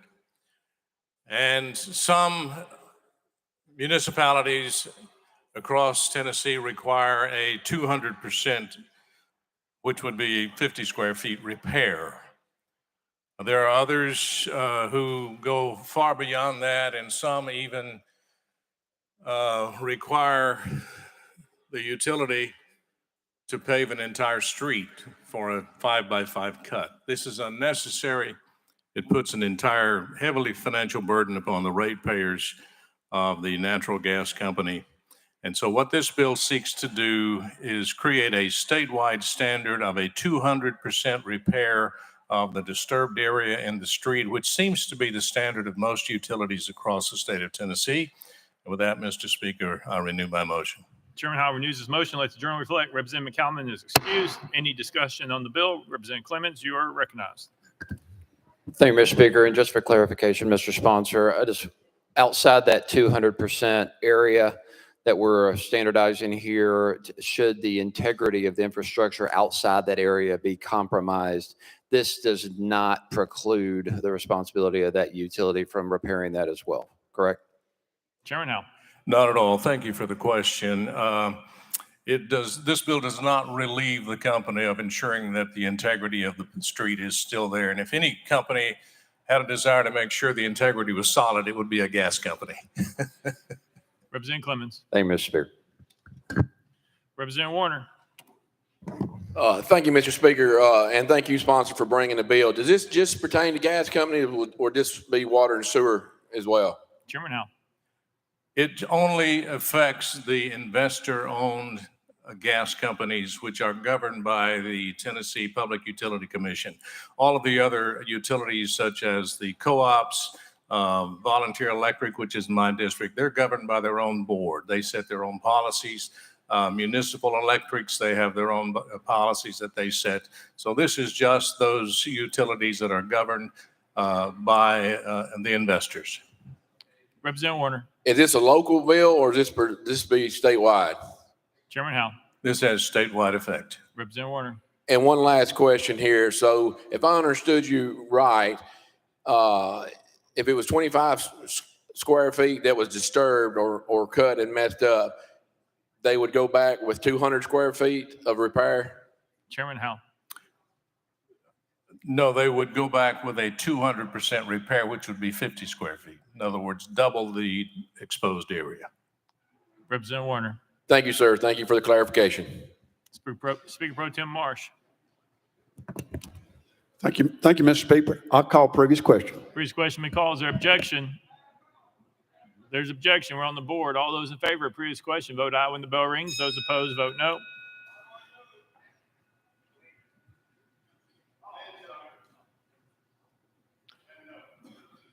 Mr. Clerk, please take the vote. Aye, 71, 19 nays. Previous question prevails. We're voting. All those in favor of Senate Bill 2497, vote aye when the bell rings. Those opposed, vote no. Has every member voted? Does any member wish to change their vote?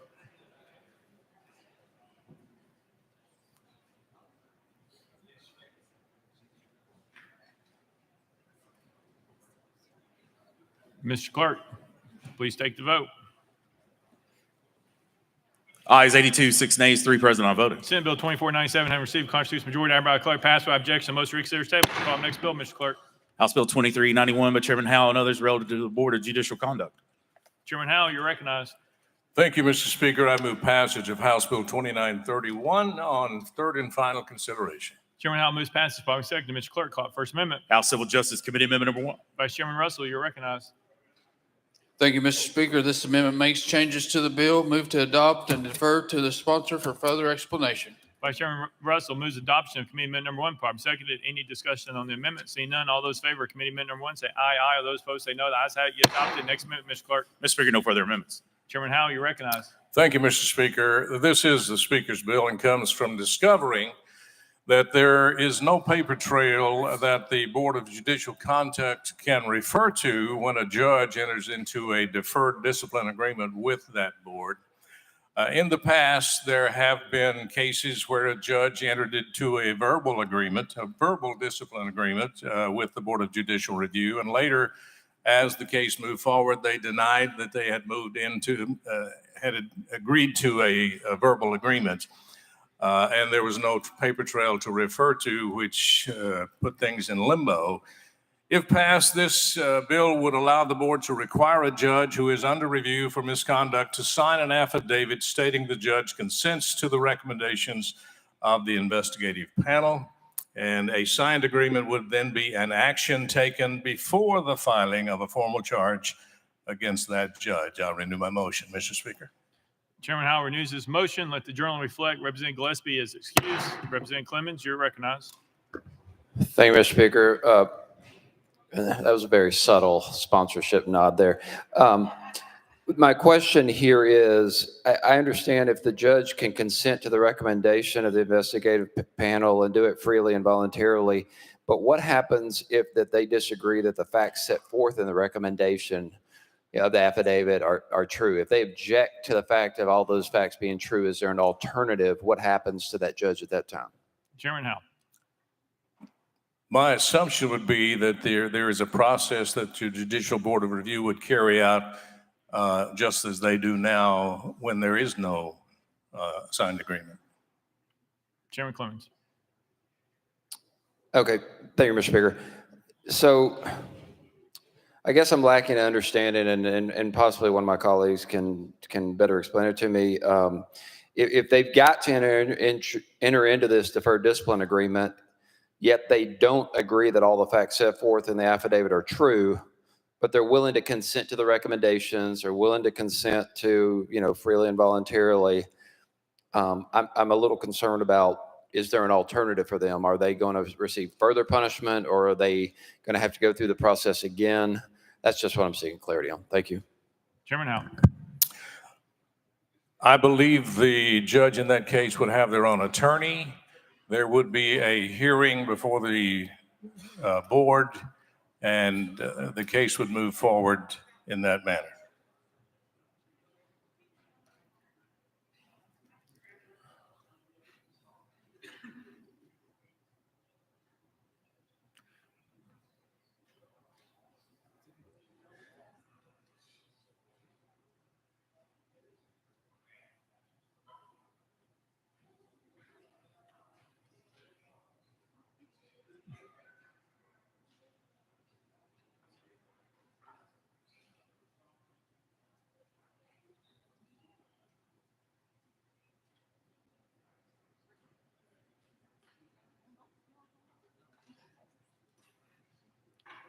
President Clemens, you still have time.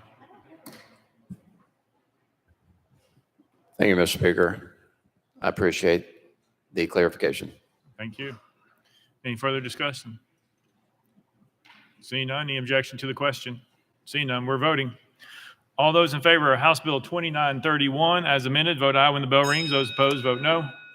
Has every member voted? Does any member wish to change their vote?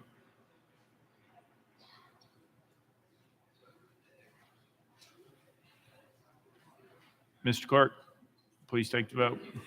Ayes 87, no nays, one present, I voted. House Bill 2931 having received a constitutional majority, everybody declare passed without objection. Most for serious table. Call up next bill, Mr. Clerk. House Bill 2095 by Chairman Kiesling relative to public and environmental infrastructure at marinas. Mr. Speaker, the Senate bill is on the desk. Chairman Kiesling, you're recognized. Thank you, Mr. Speaker. I move to substitute and form to Senate Bill 2324. Chairman Kiesling moves to substitute and form Senate Bill 2324. Following second without objection. So ordered. Chairman Kiesling, you're recognized. Thank you again, Mr. Speaker. I move passage of Senate Bill 2324 on third and final consideration. Chairman Kiesling moves passage of Senate Bill 2324 on third and final consideration. Properly second. Mr. Clerk, call it First Amendment. House Transportation Committee Amendment number 1, Mr. Speaker, it's the same as Senate Amendment number 1. Chairman Howell, you're recognized. Thank you, Mr. Speaker. Same as the Senate amendment. Move to withdraw. Without objection, amendment number 1 withdrawn. Next amendment, Mr. Clerk. Mr. Speaker, no further amendments. Chairman Kiesling, you're recognized. Thank you, Mr. Speaker. Members, the Senate Bill 2324 actually is brought to Senator Yeager and I by the Tennessee Marina Association in conjunction with the TWRA. In 22, our legislature, we passed a grant program at that time for the marinas to address public infrastructure costs, which would be administered by the TWRA on their behalf. Infrastructure meaning ingress, egress to the marinas, actually facilities as well, structures. So anyway, they were needing a way of funding that. And of course, these marinas, they sell, this money is generated by their gas sales, which, by the way, is a 0.35%. So that goes into a fund, and then the TWRA distributes that based on their sales equivalent to that. So the grant funds that can only be, the grant funds can only be used for public infrastructure.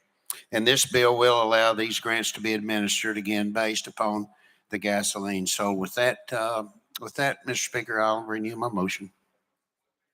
Chairman Kiesling renews his motion. Any discussion on the bill? Leader Camper. Thank you, Mr. Speaker. Thank you, Representative Kiesling, for the bill.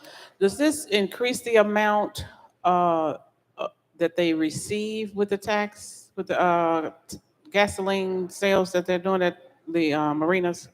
Does this increase it in any way? Chairman Kiesling. No decrease again.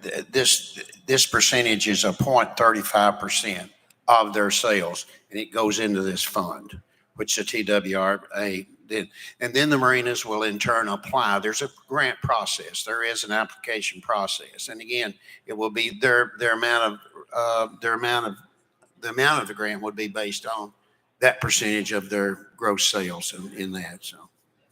Leader Camper. Thank you. So TWRA would be setting the priorities based on the grants, for the grant recipients. TWRA would be establishing the priority of who received the grants. Chairman Keesling. Yes, ma'am. Yes, Leader. Again, it's based on their amount of their sales. That's true. Yeah. Leader Camper. Thank you, Mr. Speaker. I was asking that question because I remember for years, Representative Cooper trying to ensure that there was money set aside for these marinas because in Shelby County, in her district, Shelby Forest, needed a lot of repairs. And it was always, there was no funding. So we passed the bill years ago to make sure that funding was made available. So, and I really appreciate that. But secondly, I wanted to just make sure that, how the various marinas get priority in receiving those funds. So we could talk about it later, but that was the things that I was concerned about. Chairman Keesling. Well, thank you very much for that. And you're exactly right. There is a need certainly for that. And so, they're an economic driver among our communities. These marinas are. So it's this is very important, Bill. So I really appreciate your. Chairman Crawford. Thank you, Mr. Speaker. I move previous question. Previous question been called. Is there objection? Seeing none, we're voting. All those in favor of Senate Bill 2324, vote aye when the bell rings. Those opposed, vote no. Has every member voted? Does any member wish to change their vote?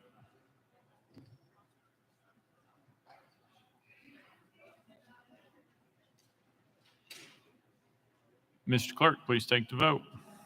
Ayes 91, no nays. Senate Bill 2324 having received constitutional majority, hereby declare passed without objection. The motion reconsidered table. Call up next bill, Mr. Clerk. House Bill 2969 by Chairman Keesling, relative to the Clay County Hotel Motel Tax. Mr. Speaker, Senate bills on the desk. Chairman Keesling, you're recognized. Thank you, Mr. Speaker. I move to substitute, to substitute and conform to, in this case, Senate Bill 2939. Chairman Keesling moves substitute and conform Senate Bill 2939 without objection. So ordered. Chairman Keesling. Thank you, Mr. Speaker. I move passage of Senate Bill 2939 on third and final consideration. Chairman Keesling moves passage of Senate Bill 2939 on third and final consideration. By second, Mr. Clerk, call First Amendment. Mr. Speaker, no amendments filed. Chairman Keesling, you're recognized. Thank you, Mr. Speaker. This is, members, this is a local application. And of course, it's be based on local approval. It's brought to Senator Yeager and I by the Clay County Commission, which we have a copy of the resolution, and it passed unanimously. So this will be moving their hotel motel tax from 2.5 to 4%. With that, I'll renew my motion, Mr. Speaker. Chairman Keesling renews his motion. Any discussion on the bill? Seeing none, any objection to the question? Seeing none, we're voting. All those in favor of Senate Bill 2939, vote aye when the bell rings. Those opposed, vote no. Has every member voted? Does any member wish to change their vote? Barrett, aye.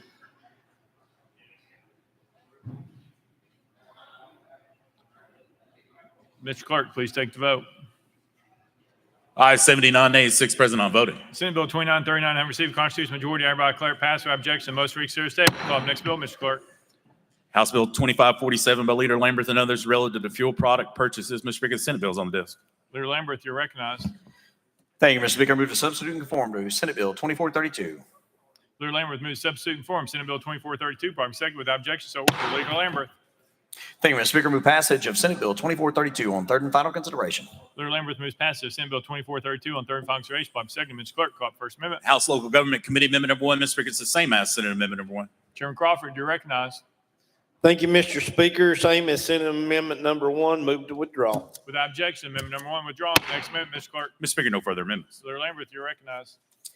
Thank you, Mr. Speaker. This just allows our road superintendents a little flexibility toward the end of the month when they have bid out their fuel purchases and need a little bit more, such as in icy conditions or for disaster relief, that type of thing. And with that, Mr. Speaker, I renew my motion. Leader Lamberth renews his motion. Any discussion on the bill? Representative Pearson. Thank you, Speaker.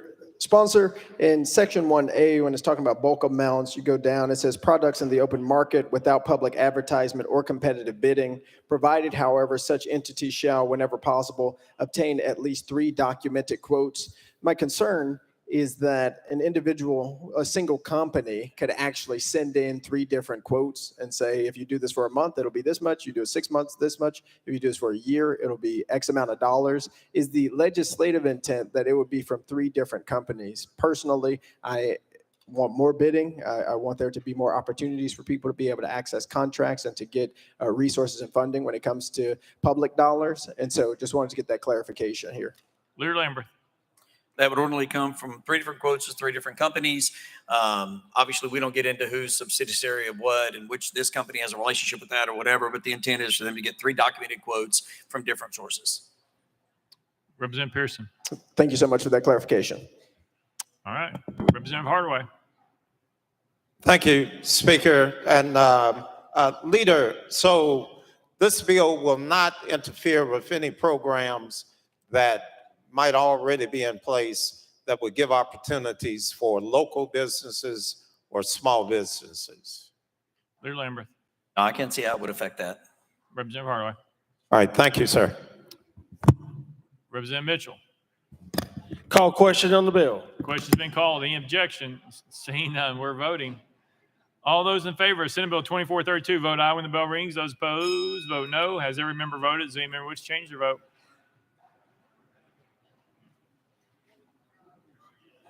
Boyd, aye.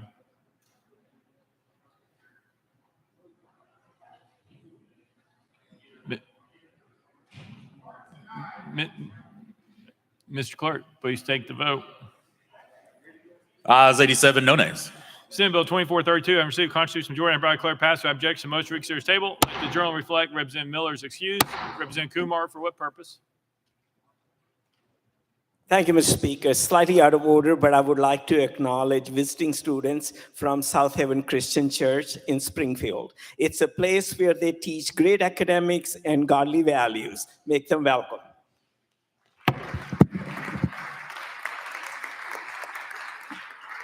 Call next bill, Mr. Clerk. House Bill 2642 by Leader Lambert, relative to governmental regulation. Leader Lambert, you're recognized. Thank you, Mr. Speaker. Move passage of House Bill 2642 on 3rd and final consideration. Leader Lambert moves passage. Following second, Mr. Clerk, call it First Amendment. House Transportation Committee Amendment number 1. Chairman Howell, you're recognized. Thank you, Mr. Speaker. Move to roll to the heel of the amendments. Without objection, roll to the hill. Call next amendment, Mr. Clerk. Amendment 2 by Chairman Howell, Mr. Speaker, was timely filed. Chairman Howell, you're recognized. Thank you, Mr. Speaker. Move to adopt. Representative Howell moves. Representative Howell moves adoption of amendment number 2, probably seconded. Any discussion on the amendment? Seeing none. Any objection to the question? Seeing none. We're on the board. All those in favor of amendment number 2, vote aye when the bell rings. Those opposed, vote no. Has every member voted? Does any member wish to change their vote?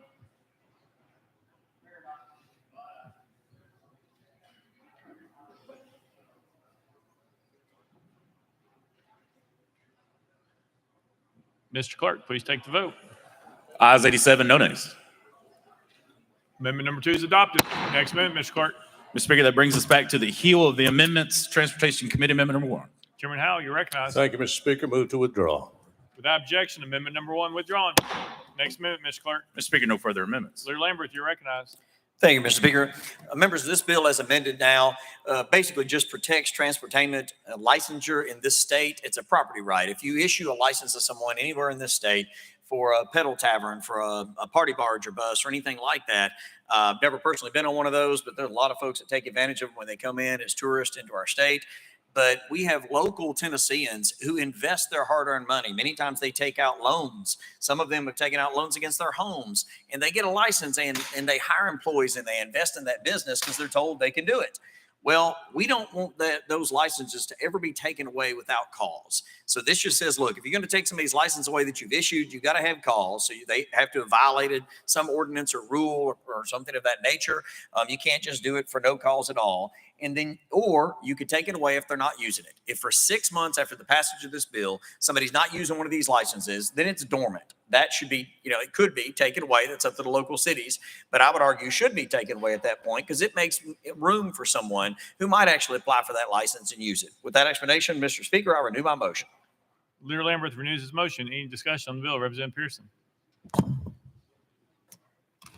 Thank you, Speaker. And I saw this in committee and was supportive. I have a question now, though. The text of this says for local governments, sort of right now, they would not be able to refuse or renew a permit to a business that provides entertainment transportation unless, they hit these other qualifications. And let me just say, overall, I think this is a pretty good bill.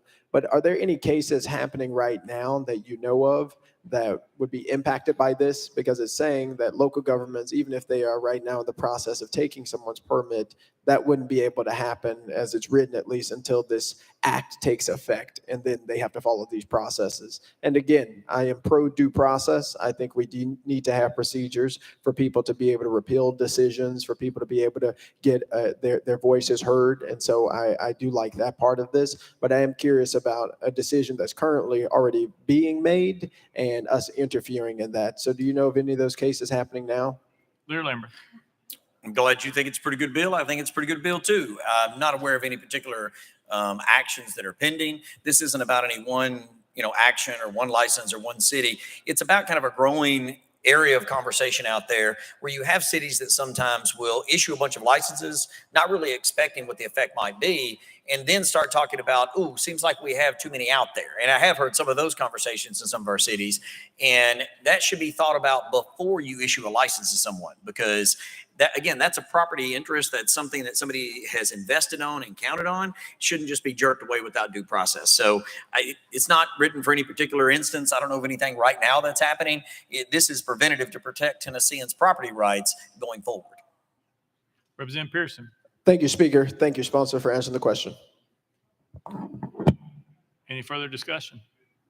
Seeing none, any objection to the question? Seeing none, we're voting. All those in favor of House Bill 2642 as amended, vote aye when the bell rings. Those opposed, vote no.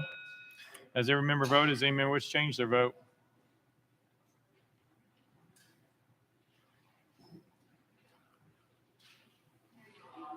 Mr. Clerk, please take the vote. Ayes 84, nays 5 present, not voting. House Bill 2642, having received a constitutional majority, hereby declare passed without objection. Motion to reconsider table. Call the next bill, Mr. Clerk. Mr. Speaker, that brings the body to item 9, House Bill 236 by Chairman Reagan, relative to the Uniform Administrative Procedures Act. Chairman Reagan, you're recognized. Thank you, Mr. Speaker. I move to hold this bill on the desk. Without objection. Call the next bill, Mr. Clerk. House Bill 2891 by Chairman Todd and others relative to school board elections. Chairman Todd, you're recognized. Thank you, Mr. Speaker. I move that this bill be rolled to Monday, April 8th's calendar. Without objection, so ordered. Call the next bill, Mr. Clerk. House Bill 1892 by Chairman Vaughn and others relative to permitting. Mr. Speaker, the Senate bill is on the desk. Chairman Vaughn, you're recognized. Thank you, Mr. Speaker. I move to substitute conform to Senate Bill 2100. Chairman Vaughn moves substitute and form Senate Bill 2100. Problem second without objection. So ordered. Chairman Vaughn. Thank you, Mr. Speaker. I move passage of Senate Bill 2100 on third and final consideration. Chairman Vaughn moves passage of Senate Bill 2100 on third and final consideration. Problem second. Mr. Clerk, call First Amendment. House Commerce Committee Amendment number 1. Vice Chairman Bricken, you are recognized.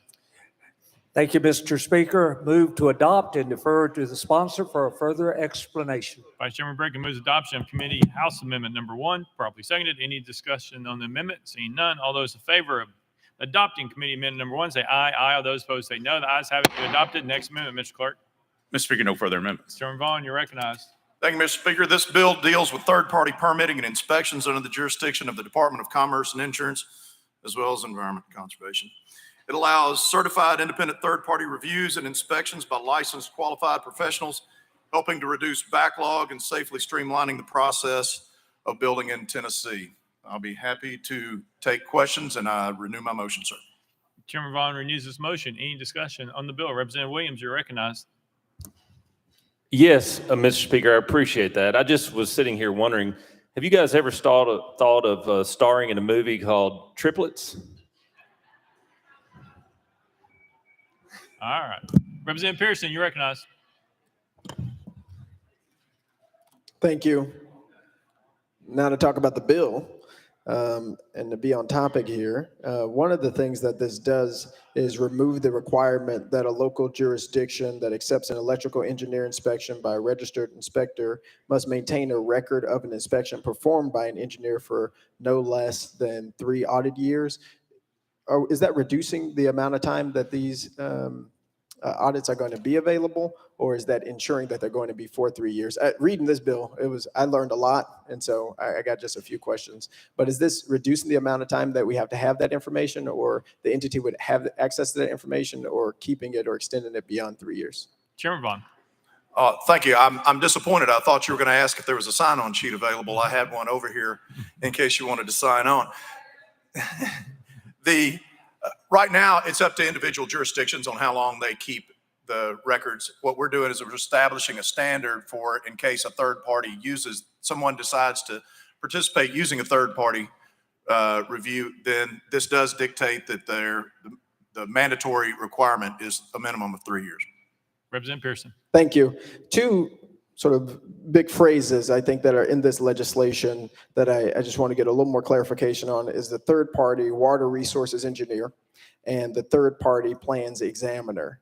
These are, what are their qualifications directly aligned with the Tennessee Department of Environment and Conservation or a state department that is giving them, in essence, the clearance to operate in lieu of the state department that would be doing this work today? Chairman Vaughn. Right now, with regards to plans examiners, that would be typically your registered, and it's called out in the legislation, licensed engineer, licensed architect. And then the other part of it is they have to be approved by the state fire marshal to be able to perform these services. There's a definition in the bill with regards to water resource engineer, and in this case, those people will be performing 2 separate tasks per the legislation. One is being able to approve what we call package systems or small scale sewer treatment systems. And then the other function that's contemplated within this legislation is that they'll be producing and reviewing general permits for wetlands alterations. And in both of those cases, the department still has the final say of approval. Even though these people do the administrative work with reviewing the applications, the department is still the ones who issue those permits. Representative Pearson. So the expectation with this legislation, even though these entities would be operating, as is said a lot of times in here, in lieu of a particular department, those who are doing the research, doing the studies, doing this administrative work, all of them have qualifications equal or similar to the departments that we currently expect, the fire marshal or these other folks. Chairman Vaughn. That's correct. And the beauty of this legislation, it does 2 things. It benefits both parties, both the regulating body as well as the applicant. The applicant has the option now of deciding whether or not they want to wait on a backlog of applications to where it goes through the normal process. But if they find that they can move faster through using these third parties, then they incur the expense of hiring the third party, but they get through the system faster. And for the regulators, it benefits them in the fact that if they see a peak in their workload, this allows the applicants to share the cost. It allows that community to tell a developer or builder saying, hey, we're so backed up right now, it's going to be 2 months before we can review your plans. What it does is it keeps that community from being able to say, well, we've got to go hire a third reviewer. And so it allows them to shave their peak demand times.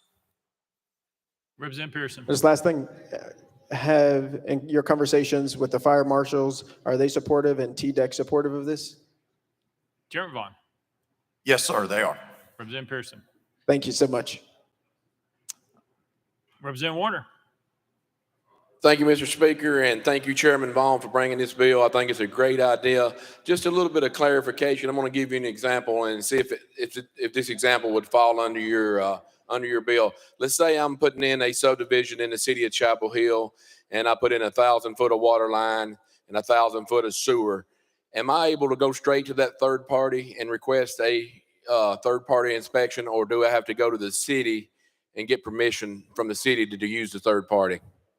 Chairman Vaughn. And this bill does not contemplate utility plans right now. This is a limited, this has to deal, all the issues that are in here have to deal with building construction and sewer systems and septic tanks, those type things. What you're speaking to is another phase that I'm hoping that we ease into. There, from my perspective, I wish personally that this legislation went a little further. But what I take comfort in is the fact that it's at least a beginning for us to start looking at this and getting people comfortable with it so that we aren't tied up across all professions with regards to not being able to have enough staff and to meet the demands. And so it's not my understanding that that type of construction is considered in this bill, but I sure hope it's in one moving forward that we are able to see that. Representative Warner. Well, thank you again for the explanation, and I'm hoping so that we can maybe future years come and we can fix this problem all across the state. Thank you, sir. Thank you, Speaker. Representative Jernigan. Thank you. Sponsor, just one question. We talked about this. Just want to clear it up, put it on the record. If there is a 10-day period and plans are submitted on day 9, I just want to make sure that resets the clock for 10 days for the local government to respond. Chairman Vaughn. Yes, sir. The clock starts upon receipt of plans. It's not a running 10-day that you can run your period out. It basically gives everybody the 2 working weeks to handle paper because that's deemed to be a sufficient amount of time. We can't expect people to do, we'd like for people to be instant, but that seems to be a fair amount of time. Representative Jernigan. And that includes revised plans. If revised plans are sent in, that starts a new 10 days. Chairman Vaughn. That's correct. Whenever things are passed back and forth between people, and that encourages folks to get their submissions in good shape and address the comments that they received the last time. So that is correct. Representative Jernigan.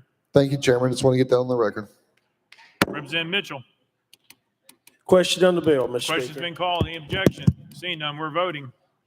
All those in favor of Senate Bill 2100 as amended, vote aye when the bell rings. Those opposed, vote no.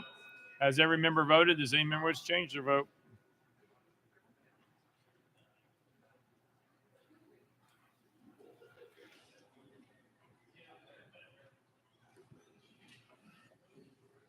Mr. Clerk, please take the vote. Ayes 83, 2 nays, 6 present, not voting. Senate Bill 2100, having received the constitutional majority, I hereby declare passed without objection. The most reconsidered table. Call the next bill, Mr. Clerk. House Bill 2567 by Chairman White, relative to the Neighborhood Preservation Act. Chairman White, you're recognized. Thank you, Mr. Speaker. I move passage of House Bill 2567 on third and final consideration. Chairman White moves passage. Following second, Mr. Clerk, call First Amendment. House Local Government Committee Amendment number 1. Chairman Crawford, you're recognized. Thank you, Mr. Speaker. I move to adopt and defer to the sponsor for further explanation.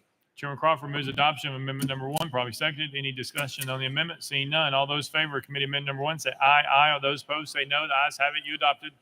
Next amendment, Mr. Clerk. Mr. Speaker, no further amendments. Chairman White, you're recognized. Thank you, Mr. Speaker. Members, the bill I bring before you, the legislation, it just mainly addresses how community with land banks addresses the reclamation of blighted properties. Until the Supreme Court decision of 2023, which is the reason we're bringing the blighted property legislation back before us, is that a community land bank could come in and low bid the property after it was reclaimed and not have to pay the fair market value. The Supreme Court decision of 2023 says that the land banks have to bid at fair market value like all the other bidders. And with that, Mr. Speaker, I renew my motion. Chairman White renews his motion. Any discussion on the bill? Representative Pearson. Thank you, Speaker. Chairman, we have a lot of blighted properties that I know are being worked on and purchased by our land bank. Have you been in touch with the folks in Shelby County and who are running our land bank for the city or the county related to this? And what's their take on it? Because my concern is we want these properties to be rehabbed. We want them to be cared for and taken care of. And if it's possible to use fewer taxpayer dollars to get access to the land that's then going to be reused in the communities that really do need a lot of work when it comes to blight, this could be increasing the cost of us getting our communities to look the ways that we want for them to, particularly communities that are lower income and that have had a whole lot of really international developers coming into our communities and abandoning their properties. Chairman White, you're recognized. Yeah, thank you, and thank you for that. And you're absolutely, I lost my line of sight here. Okay, you're right. Thank you. This is brought to me by the National Preservation Act of Memphis, the one that deal with this. Yeah, this is something, and I've worked on this particular legislation for several years. So what we're mainly doing, this is a Supreme Court decision. I think the city of Memphis that we represent has about 19,000 pieces of property, the land bank. And so what this legislation, as well as the previous legislation, has done, it's a way that we can address the blighted property to get it back on the tax rolls. And so, for example, if you live next door to a piece of property that is blighted and you can't find the owner and you can't do anything about it, it's bringing down your property values, then you as a citizen or a government entity can then go to circuit court, chancery court, or the environmental court and bring suit and say, this property is hurting my property values. The judge can then appoint a receiver, and the receiver is someone that, say, has the money or the wherewithal to go ahead and reclaim that property. And then the receiver puts a lien out on his expenses, plus he also has to pay back the back property taxes. And so the receiver can bring that land back up to value where it can then be put on the open market. If it is put on the open market and sold, then the owner gets any excess of the sale after all liens are satisfied, okay? And so this is a way that we can address blighted property. So yeah, comes from, to answer your question specifically, this comes from our city and our county. We have a land bank in the Shelby County, Madison County, and Davidson County all have a land bank, and I think there's some others. But this is a way to get the property back on the tax rolls so that it doesn't bring down property values. Representative Pearson. Thank you so much for the explanation, because one of the questions I did have was related to reasonable liens. And one of the pieces of language that we're changing here is to go from direct and indirect costs to reasonable. And so what effect will that have on people being able to really change these blighted properties around? Chairman White. From what I understand, the reasonable, that is fair market value. What is happening is when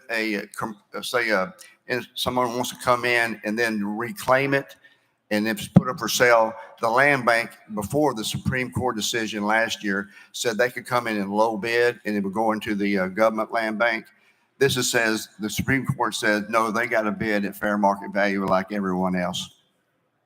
Representative Pearson. Thank you. Thank you for answering the questions.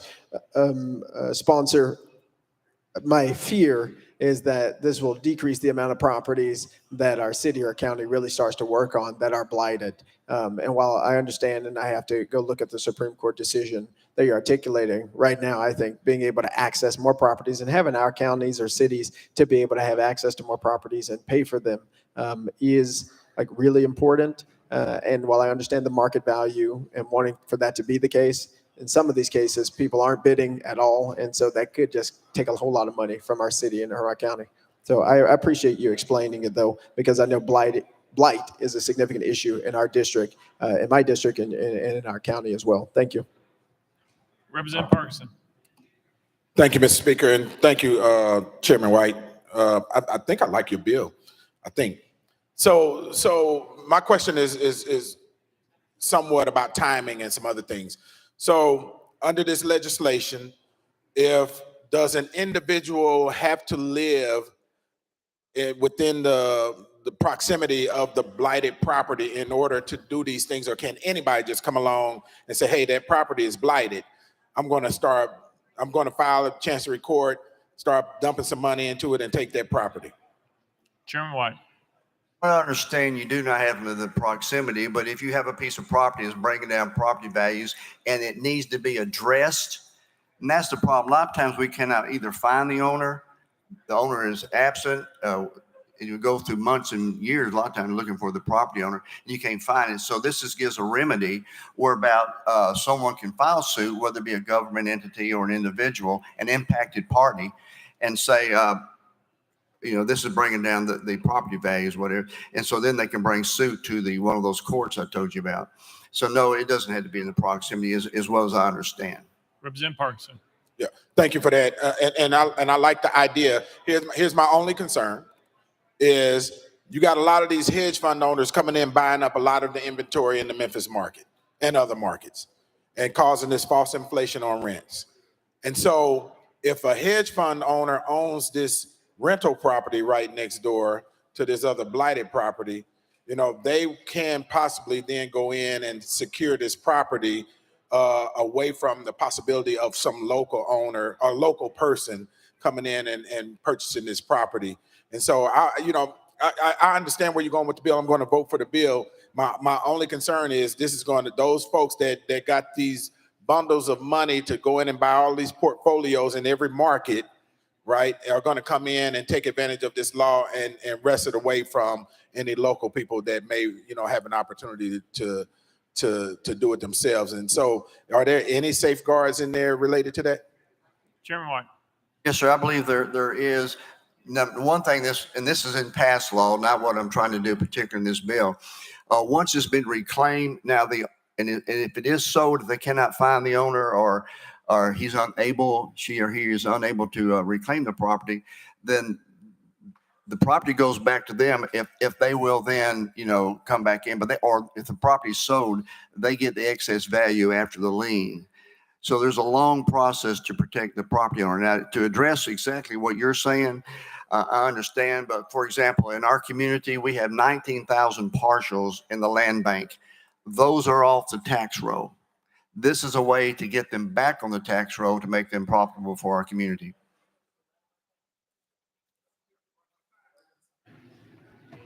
Say what? Say what? Representative Parkinson, you're recognized. So, and thank you for that. Thank you, Mr. Speaker. I think I'm owed about another 30 seconds. Reclaim my 40 seconds that you ran down over there. But yeah, it was 50 seconds. I'm sorry. But so the land bank is going through a restructure in Shelby County. Will this have any effect on how they've restructured? Chairman White. I'm not sure what they're restructuring, but what this does is makes them, when a piece of property goes back out after it's been reclaimed, they have to bid at fair market value like anyone else, like you would have to. If you want to buy the property, you got to buy it at fair market value. The land bank cannot come in and underbid you and take the property when you're trying to get it. Representative Parkinson. Okay, thank you, Mr. Speaker. Thank you, Mr. Sponsor. Representative Towns. Thank you, Mr. Speaker. Somewhat along the same lines, VCs, venture capitalists, and hedge funders, now, when they get the property, obviously, as indicated, they're driving up the costs. The rents in Shelby County, they're gone up, as the rents here have just soared because of these kinds of groups.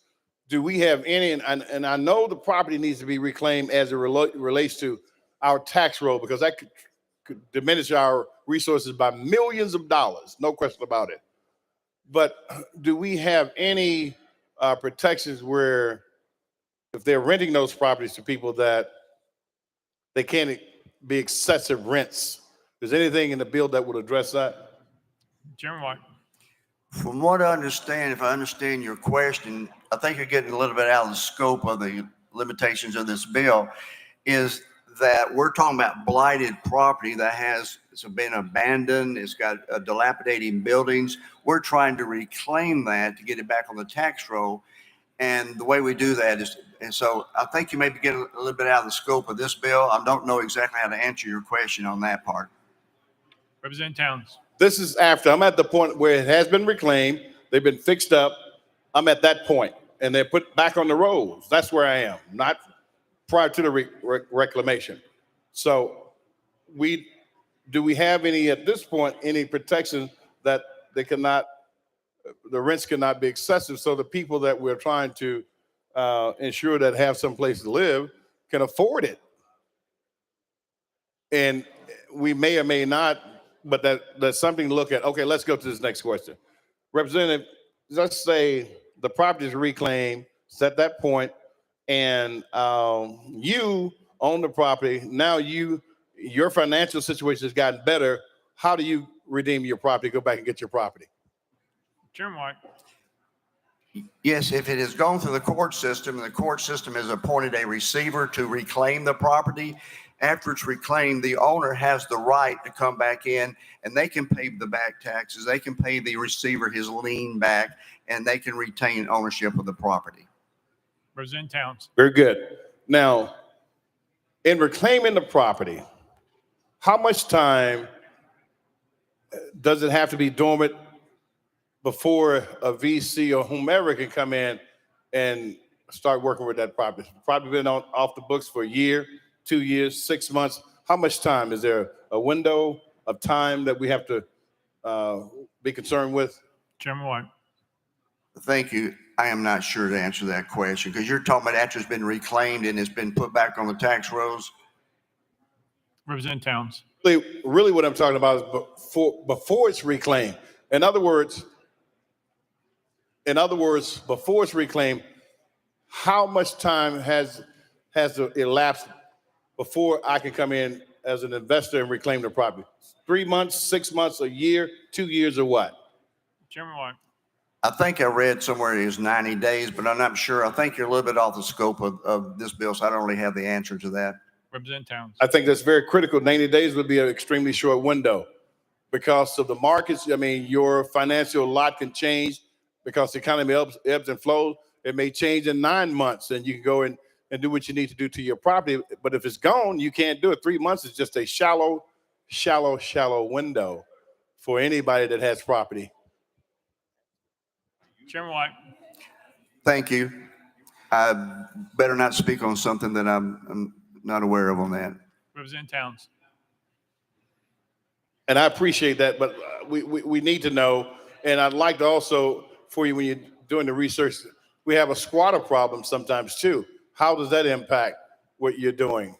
But the real answer I need later on would be whether or not it's 3 months or 9 months or a year. But 3 months, I can't support 3 months. That's just that's not enough time to give a person an opportunity to change their lot and go back and as an owner get their property. Thank you. Representative Shaw. Thank you, Mr. Speaker. Mr. Sponsor, I just signed on your bill. I like it. I think it's a good step in the right direction because I think we do two things. If the owner does not show up to get the surplus, claim it back, you clean the city and you put it back on the tax roll. So I like that idea. I just want you to know I signed on to it, and I can't call for the question, but I want you to know I like it. Representative Sparks. Chairman White, we recently had that task force study about affordable housing and the issue of land banks came up. You said there's 19,000 properties, the land bank, and that's just Shelby County? Chairman White. I was given that number, and I think that's maybe misspoken, but I think it's within the city of Memphis. Representative Sparks. You may not be able to answer, but what percentage of those properties are being used for workforce housing? We've got a huge issue of workforce housing in Middle Tennessee. Do you know what percentage is being utilized? Chairman White. No, sir, I do not. Representative Sparks. Thank you. Representative Powers. Thank you, Mr. Speaker. Move previous question. Previous question being called. Is there objection? Seeing none, we're voting. All those in favor of House Bill 2567 as amended, vote aye when the bell rings. Those opposed, vote no. Has every member voted? Does any member wish to change their vote?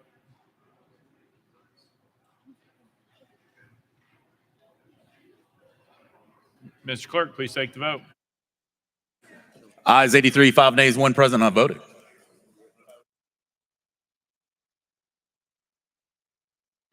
House Bill 2567 having received constitutional majority, hereby declare passed by objection. Most reconsider table. Call the next bill, Mr. Clerk. House Bill 1669 by Representative Bain relative to child care agencies. Mr. Speaker, the Senate bill is on the desk. I haven't even recognized her yet.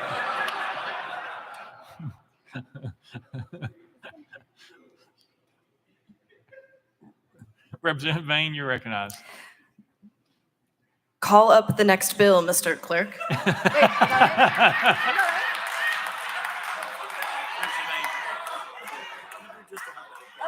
Oh.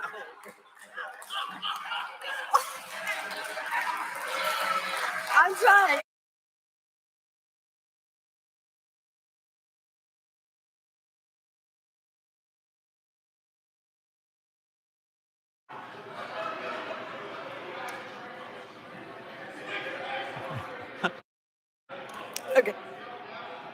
We've all been nervous before. It's okay.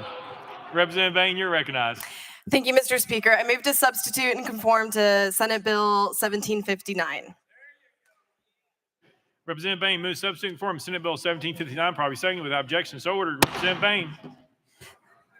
Thank you, Mr. Speaker. I move passage of Senate Bill 1759 on third and final consideration. Representative Bain moves passage of Senate Bill 1759 on third and final consideration, probably second. Mr. Clerk, call First Amendment. House Health Committee Amendment number 1, Mr. Speaker, it's the same as Senate Amendment number 1. Chairman Terry, you're recognized. Thank you, Mr. Speaker. I think we're going to help the sponsor and withdraw this amendment. Without objection, amendment number 1 withdrawn. Next amendment, Mr. Clark. Mr. Speaker, no further amendments. Representative Bain, you're recognized.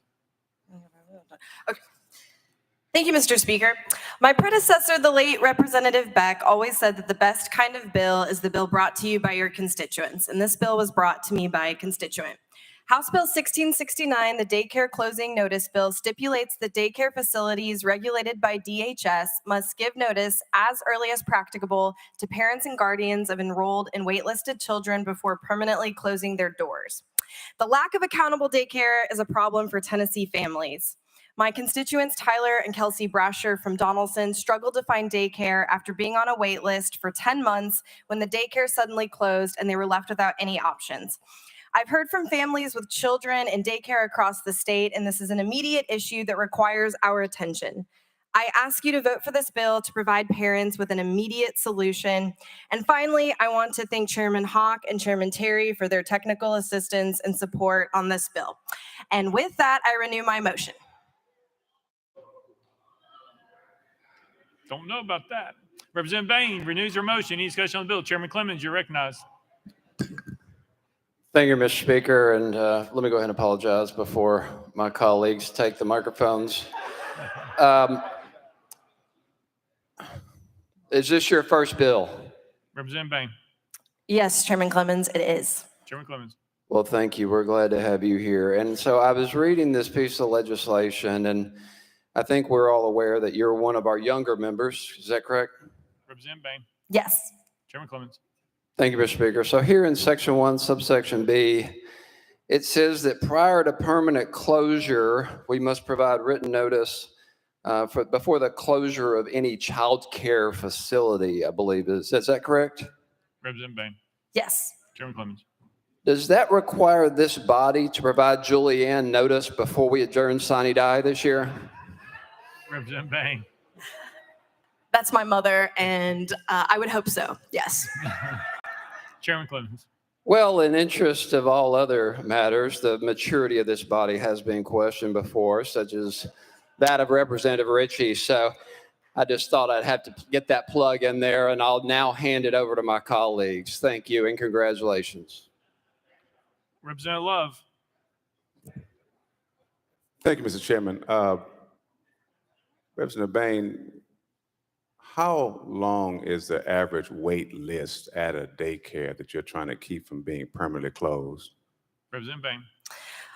From anecdotes from my constituents, some of them are on the waiting list for up to 2 years. Representative Love. All right, thank you. I'm never good at this, so I'm just going to sit down. Thank you, Mr. Chairman. I see a few taking notes, so we'll see how this goes. Representative Hemmer, you're recognized. Thank you, Mr. Speaker.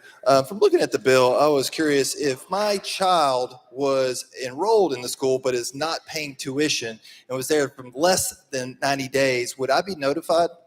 Representative Bain. I would certainly hope so if this bill passes. Representative Hemmer. Well, it appears from your bill that I would not be notified, so I need to just double check on that. And then secondly, I was able to speak to a daycare in your district, the Holly Street Daycare, and they were very interested in this bill, but they wanted me to relay a message also. They also had some very, very serious shortages in their infant class and especially need help on some diaper changing in the next week. And they were wondering if this bill were to pass, would you be able to assist and maybe post some pictures on social media? Representative Bain. I will absolutely show up for a shift to change some diapers at Holly Street Daycare. Representative Hemmer. Thank you, Mr. Speaker. Representative Parkinson. Thank you, Mr. Speaker. Representative, congratulations on making it to the well. You're a Tennessee State Representative now. You not only represent Davidson County, but you also represent Shelby with any legislation that you may pass. So I will ask you this question. How you bang, man?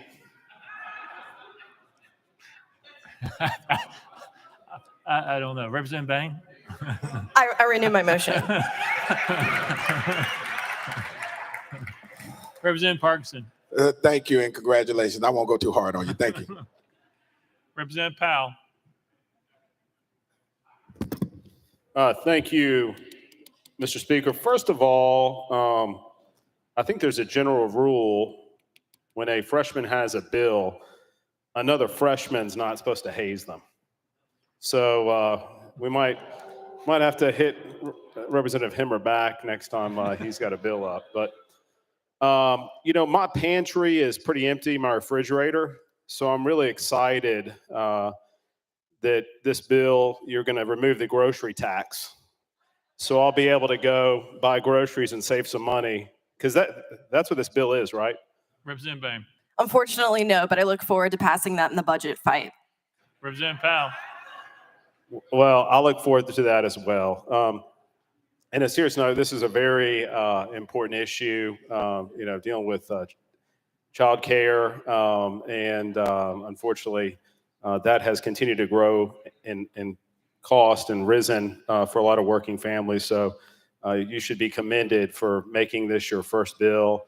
And we're all proud of you and look forward to your future continuing to pass some other bills in this body. But I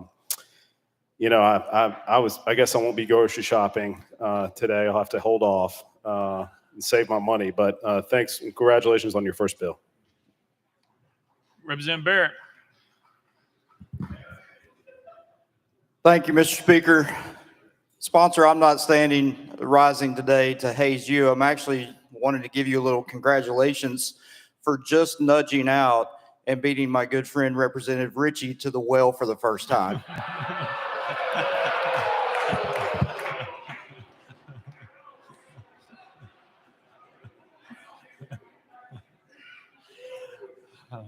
Representative Towns, was your hand up? I think I saw it. That is correct, Mr.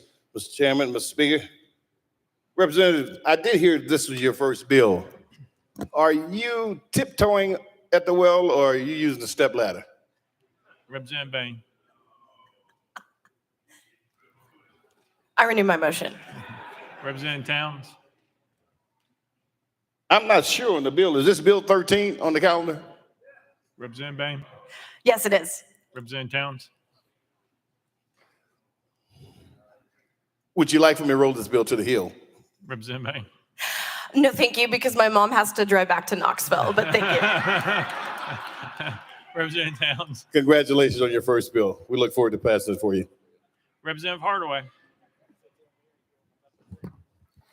Thank you, Speaker.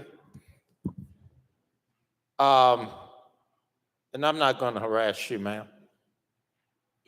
I'm just going to ask if this bill is relevant to the Dixie Hardaway daycare.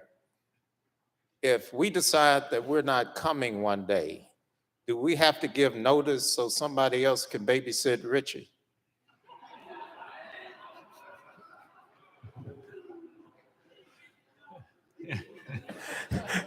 Congratulations on your first bill.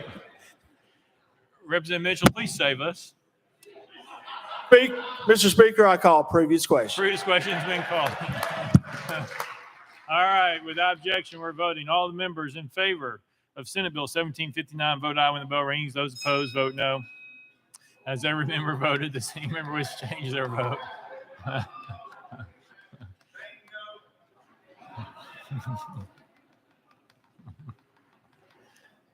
Mr. Clerk, please take the vote.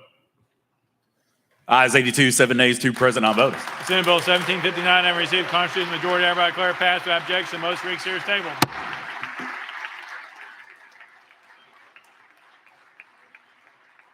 Representing Glenn, for what purpose? Thank you, Mr. Speaker. If y'all would give me and Representative Hurt the courtesy to just introduce a group that came out of Lauderdale County today the Forerunner Baptist Church, who brought a numerous amount of young kids here to see our proceedings. Just give them a warm welcome. Thank you so much.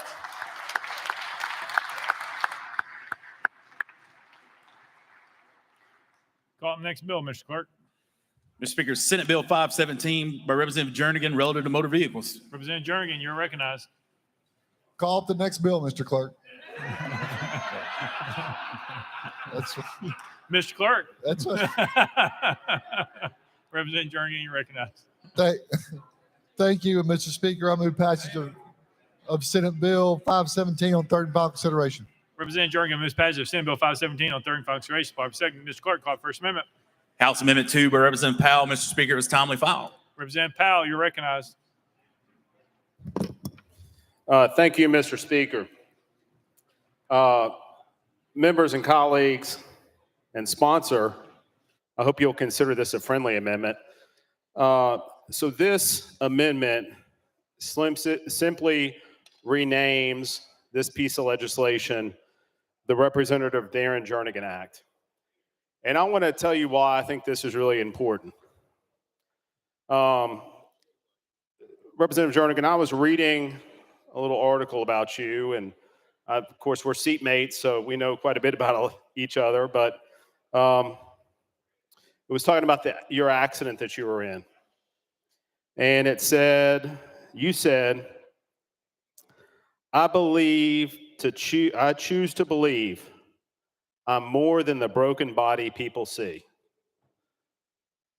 Representative Jernigan, I don't think anyone in this body has ever viewed or seen you as broken. You are a testament to overcoming setbacks and obstacles.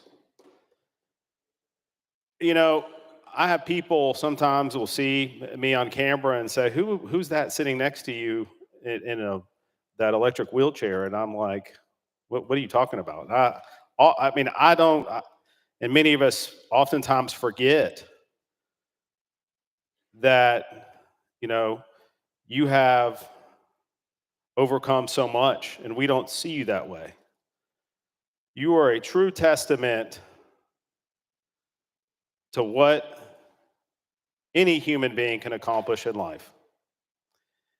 And not only that, but you have invested countless hours and time as a representative, not just to the people of your district, to the people of Nashville, the people of Tennessee, that also have a disability, that also need accessibility. And so I think it's appropriate on this piece of legislation that's going to help those that need greater accessibility to name this act after you, because you are a true testament to what anyone can accomplish, no matter what their setbacks are in life. And we commend you for your leadership on this issue, your leadership on many other issues. And thank you for all that you have done. And with that, Mr. Speaker, I move adoption of this amendment.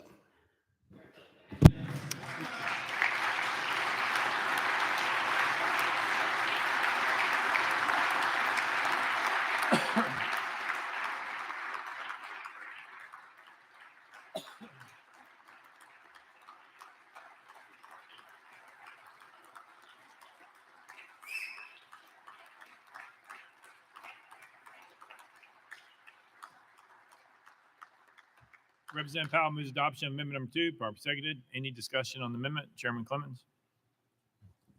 Thank you, Mr. Speaker, and I'd like to echo the sentiments of my colleague from Davidson County and encourage a yes vote on this amendment, because as one of the greatest political ads of all time says, no one pushes Darren Jernigan around.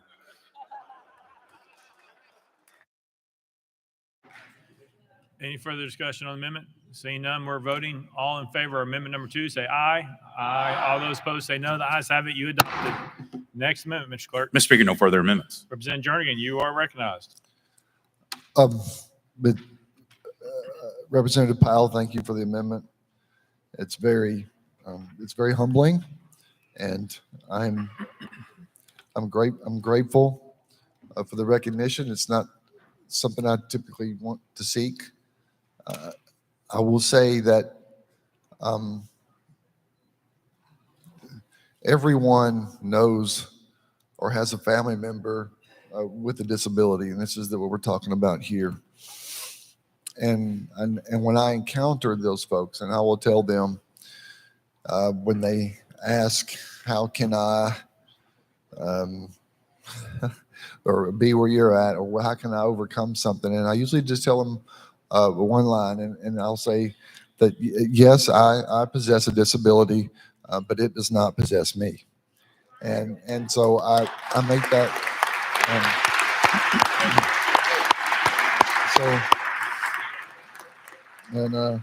So I tell it where to go and what to do, and move it through life. And it, if you choose it to look at it as a gift, it's opened up a lot of doors for me, and to be able to help others. And we're always trying to help others, at least in this body.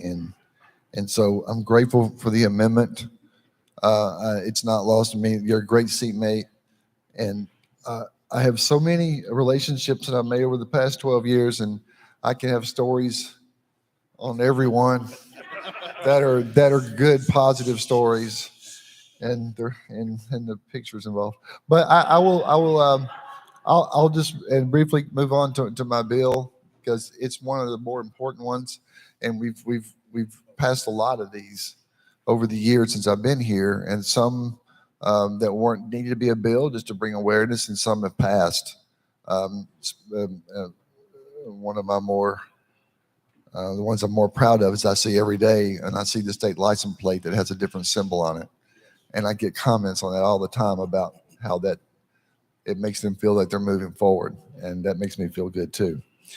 But this bill is about, we have these placards that hang, and it's becoming it's abusive. It's and we all see that. But in the Department of Revenue, who issues these bills, I had had this bill in 2013, and the department said, "Oh, we can do this. Don't worry about it. We'll do it." And they did it once, and when they did, they got 3,000 of them off the streets. And what it means is that they cross-reference with the Office of Vital Records and their death certificates. And if they match, they cancel the placard, and you can't renew it.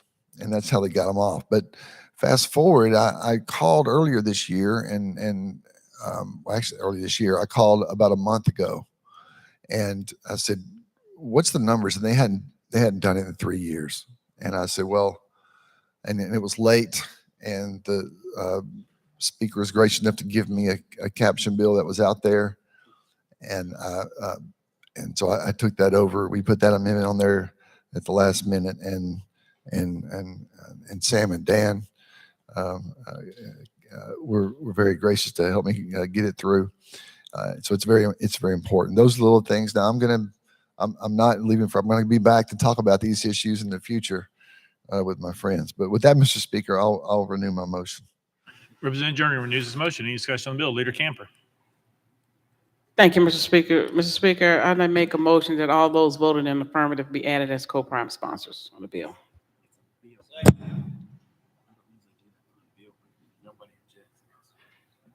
Without objection, so ordered. Not usual, but we'll do it today. All right. Representative Shaw, you recognize. No, sir. Pass. Any further discussion? Seeing none. Any objection to the question? Seeing none. We're voting. All those in favor of Senate Bill 517 as amended, vote aye when the bell rings. Those opposed, vote no. Has every member voted? Does any member wish to change their vote?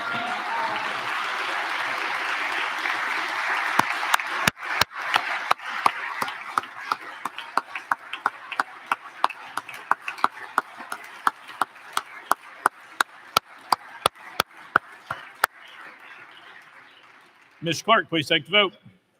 Ayes 92, no nays. Senate Bill 517, having received a constitutional majority, I hereby declare passed without objection. The motion to reconsider is tabled. Call the next bill, Mr. Clerk. House Bill 2903 by Chairman Kumar, relative to the use of drugs for the treatment of pain. Chairman Kumar, you are recognized.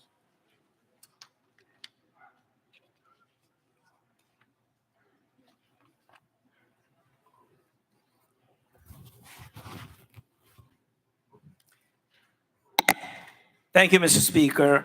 I move passage of House Bill 2903 on third and final consideration. Chairman Kumar moves passage. Following second. Mr. Clerk, call it First Amendment.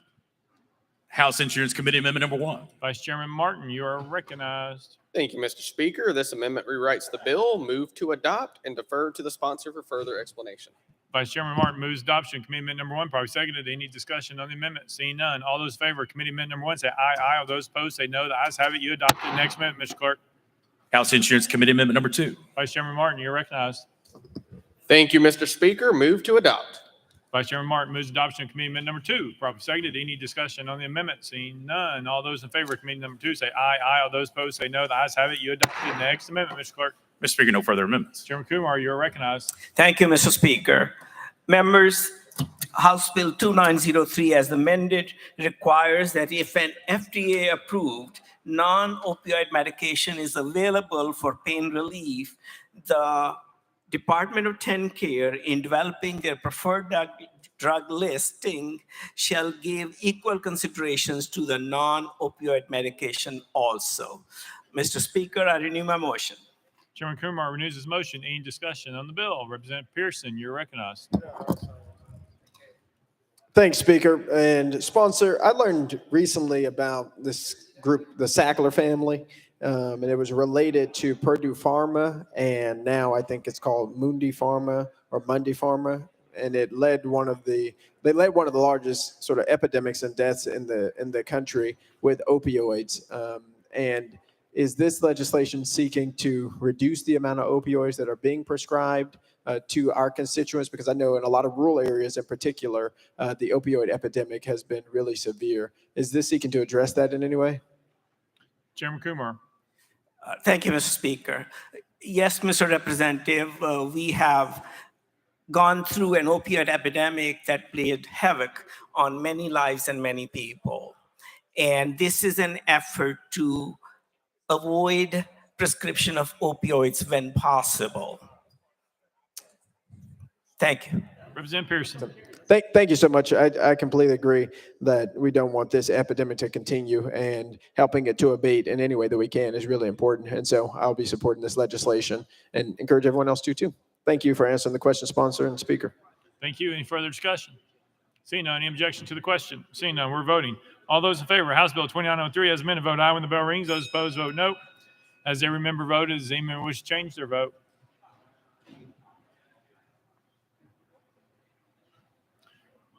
Mr. Clerk, please take the vote. Ayes 84, no nays. House Bill 2903, I received constitutional majority. I hereby declare passed. Without objection, motion to reconsider is taken. Call the next bill, Mr. Clerk. House Bill 2020 by Speaker Pro Tem Marsh, relative to tastings of alcoholic beverages for educational purposes. Mr. Speaker, the Senate bill is on the desk. Speaker Pro Tem Marsh, you're recognized. Thank you, Mr. Speaker. I move to substitute and conform to Senate Bill 2021. Speaker Pro Tem Marsh moves to substitute and conform Senate Bill 2021 without objection. So ordered. Speaker Pro Tem Marsh. Thank you, Mr. Speaker. I move passage of Senate Bill 2021 on third and final consideration. Speaker Pro Tem Marsh moves passage of Senate Bill 2021 on third and final consideration. By second, Mr. Clerk, call First Amendment. Mr. Speaker, no amendments filed. Speaker Pro Tem Marsh, you're recognized. Thank you, Mr. Speaker. In 2016, we passed legislation which allowed a student who has taken a required course for a bachelor's degree designed to train professionals into production of fermented or distilled food or beverage products to taste beverages as part of the instruction in the required course. This legislation allowed our four-year universities to enter into industry collaborations with vineyards, wineries, breweries, and distilleries to provide students with a real-world practical experience. This legislation that we're doing today would allow the same access for students enrolled in our community and technical colleges that the 2016 legislation would provide for our university students. This past year, Jack Daniel's Distillery and Uncle Nary's Distillery gave some money to Motlow College to start this program, and we have to pass this bill to allow these students to taste these products. With that, I'll renew my motion. Speaker Pro Tem Marsh renews his motion. Any discussion? Any objection to the question? Seeing none, we're voting. All those in favor of Senate Bill 2021 vote aye when the bell rings. Those opposed vote no. Has every member cast their vote? Has every member changed their vote?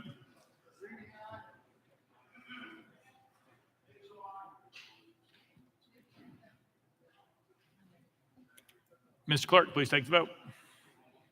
Aye, 62, 12 nays, 7 present, not voting. Senate Bill 2021 has received constitutional majority. I hereby declare passed without objection. Motion reconsider table. Call up next bill, Mr. Clerk. House Bill 2976 by Chair Lady Moody and others. An act to create and establish a water and wastewater treatment authority to be known as the West Tennessee Regional Utility Authority for Tipton County. Chair Lady Moody, you're recognized. Thank you, Mr. Speaker. I move passage of House Bill 2976 on third and final consideration. Chair Lady Moody moves passage. Department Secretary. Mr. Clerk, any amendments been filed? Mr. Speaker, no amendments filed. Chair Lady Moody, you're recognized. Thank you, Mr. Speaker. This simply does what the caption says. Our Tipton County legislative body passed this unanimously, and I renew my motion. Chair Lady Moody renews her motion. Any discussion on the bill? Representative Warner. Thank you, Mr. Speaker. I'll move previous question. Previous question been called. Is there objection? No objection. We're voting. All those in favor of House Bill 2976 vote aye when the bell rings. Those opposed vote no. Has every member voted? Does any member wish to change their vote?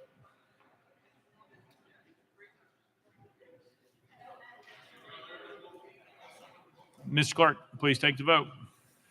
Ayes 83, no nays, 1 present, not voting. House Bill 2976 having received constitutional majority, everybody declare passed without objection. Motion reconsider table. Leader Lambert. Thank you, Mr. Speaker. We've been at this a while today. I would ask that we move the remainder of today's calendar to the next available space, next available calendar. Any objection? Without objection, so ordered. Next order, Mr. Clerk. Unfinished business. Unfinished business.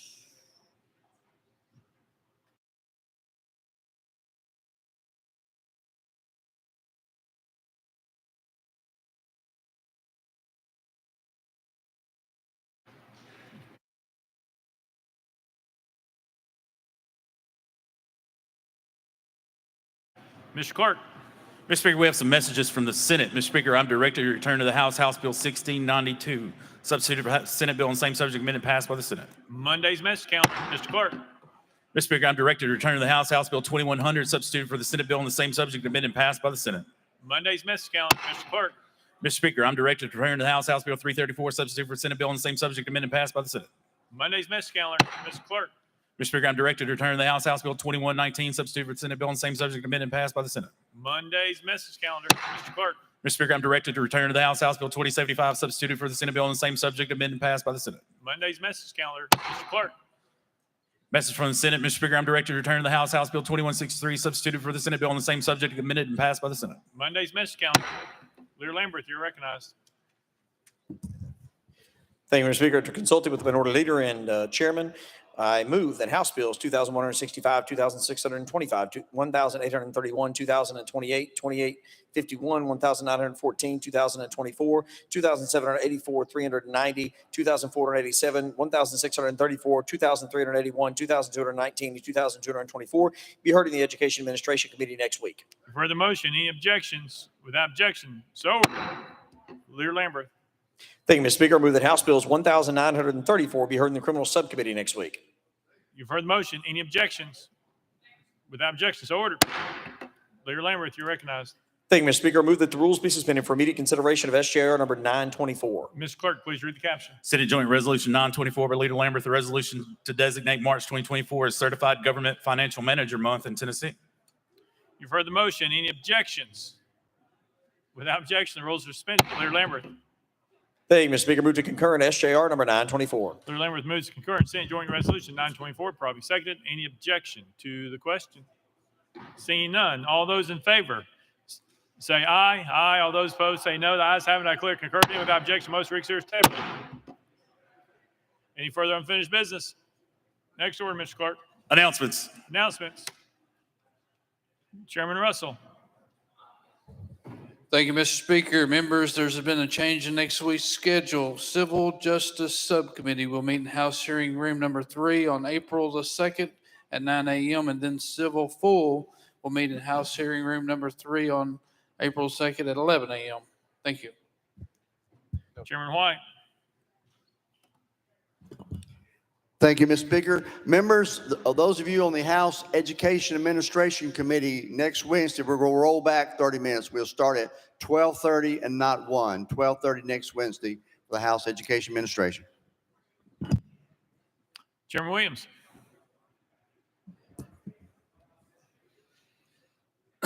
Thank you, Mr. Speaker. The Finance Appropriations Subcommittee will hold its hearings on appropriations amendments or those amendment requests on Monday, April 1st at 12:30 in House Hearing Room 3. Please note that the members do not have to be present for the chair lady and chairman of Finance Sub to consider your amendments as it relates to that. I will say during these hearings, we will take up those members that are present in the order in which they enter the room. If you're on GovOps, which starts at 1, we'll take you up first. Some of the members have submitted double-digit appropriation requests. I know many of you love your appropriations. We would ask that in respect for the other members' time, that you would prioritize those requests and put them in some kind of order in which you'd like for them to be considered. If you have any questions, you're more than welcome to reach out to me or my office. Thank you. Chairman Reagan. Thank you, members. Due to the holiday tomorrow, the amendment filing deadline or the deadline to place names on notice to speak in Government Operations Committee next Monday will be this afternoon at 4:30. I say again, this afternoon at 4:30. Thank you. Chairman Terry. Thank you, Mr. Speaker. If you are on the Health Full Committee, we will be meeting next Wednesday, April 3rd at 3 p.m. We will be hearing and finishing our final calendar. Thank you. Chairman Keesling. Thank you, Mr. Speaker. To members of the State Government Committee, we're going to do a rollback as well. This time on Wednesday, it'll be 9 a.m., not 10:30. Again, 9 a.m. Thank you, Mr. Speaker. Chairman Todd. Thank you, Mr. Speaker. The House Ag and Natural Resources Committee will be meeting at 8:30 next Wednesday, April 8th, instead of 9 o'clock. So we're rolled back 30 minutes as well. Thank you, sir. Chairman Kumar. Thank you, Mr. Speaker. Members, the full Insurance Committee of the House will meet at 11 instead of 10:30. So you have an extra half hour and another cup of coffee. Thank you. Representative Parkinson. Thank you, Mr. Speaker. Just a reminder, seersucker will convene Monday. Thank you, sir. Representative McKenzie. Thank you, Mr. Speaker, and thank you for this great timing. I know it was, it may or may not have been intentional, but for those of you all that do not own seersucker, do not wish to participate in the seersucker event, Monday will be Dressed Like Representative Joe Towns Day for those of us who, if you need any guidance, you can see myself or my caucus chair. And it's going to be really, this is our inaugural event. So I hope you all participate. Thank you, Mr. Speaker. Chairman Boyd. Thank you, Mr. Speaker. Members, this week, the Business and Utilities Subcommittee concluded its business for the year and has adjourned subject to the call of the chair. Thank you, Mr. Speaker. Chairman Hicks of Hawkins. Thank you, Mr. Speaker. The Finance, Ways and Means Subcommittee, we are moving our time back. So on Wednesday, we will be meeting at 9 a.m. 9 a.m. And so if you're on that committee or if you have a bill, we'll see you in House Hearing Room 3. Thank you, Mr. Speaker. Representative Towns, you want to be recognized? Mr. Chairman, members of the House, you all heard it. I'm being bullied. I'm being picked upon by my supposed to be leader, and Clemens is involved in it too.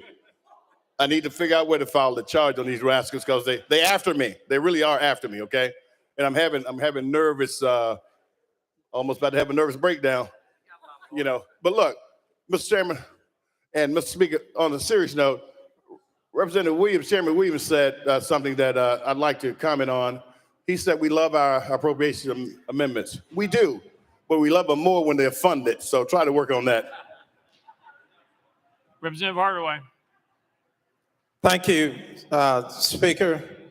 And when I was naming the phenomenal women out of Shelby County, I did not include one who was here. I hope she's still here. And that's our Shelby County chairlady, Miska Clay Bibbs. She was here. Her son, Langston, who is a TSU student, by the way, was also here. Miska has made history a number of times in her political career and her public service. But most significant this year is the fact that she is part of the first female majority on our Shelby County Commission. And she serves as chairlady for that female majority and the rest of the men on the Shelby County Commission. She's a previous chair for our Shelby County School Boards, and she's got too many accomplishments to list, but I want you to give her a round of applause, even if she ain't here, so she can hear it. Miska Clay Bibbs. Thank you, Speaker. Representative Chisholm. Thank you, Mr. Speaker. For Monday, for the Joe Towns Dress Day, if you need a short tie, please see Representative Parkinson.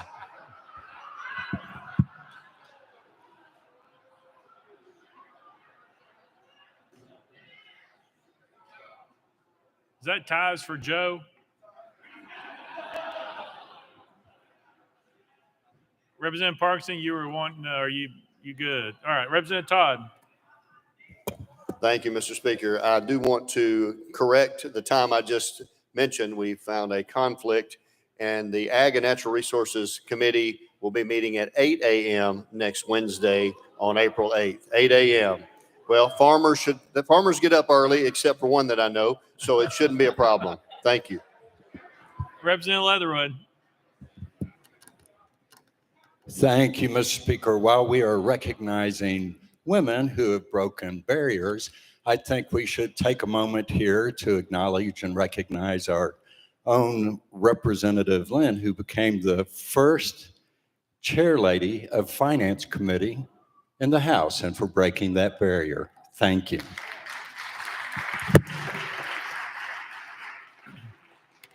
Chairman Howe.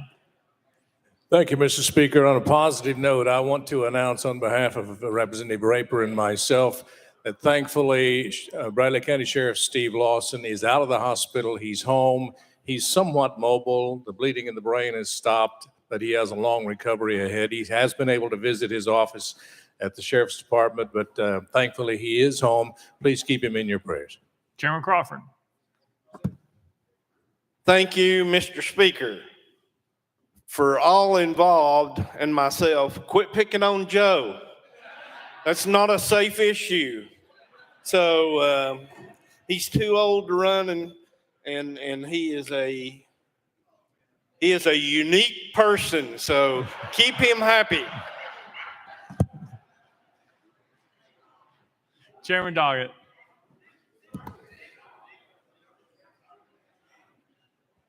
Thank you, Mr. Speaker. The Criminal Justice Subcommittee is going to be meeting at a different time this week. Instead of our regular Tuesday noon appointment, we're going to go on Wednesday, April the 3rd at 9 a.m. 9 a.m. So, with that being said, if you're going to have amendments to your bills, they need to be turned in by 10 a.m. on Tuesday the 2nd, and any testimony will need to be filed with the committee by 9 a.m. on Tuesday as well. Happy Easter. Thank you. Next order, Mr. Clerk. Oh, sorry, Mr. Clerk, you have an announcement. Mr. Speaker, for the members, I've been asked to announce this for the benefit of the members. The member parking garage will be closed beginning tonight at 6 p.m. through Saturday, March 30th for repairs. So you will not be able to access the garage until Sunday, March 31st.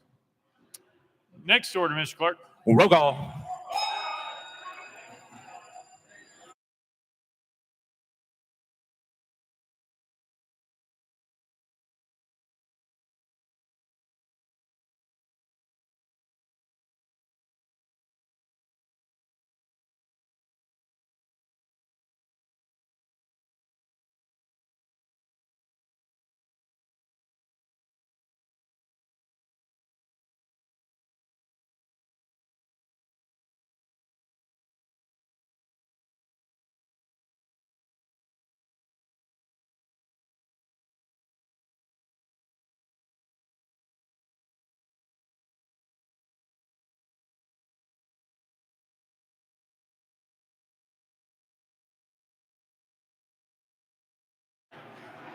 Please take roll, Mr. Clerk. Mr. Speaker, 90 members present. Next order, Mr. That Clerk. completes the regular order, Mr. Speaker. Leader Cochran, you're recognized.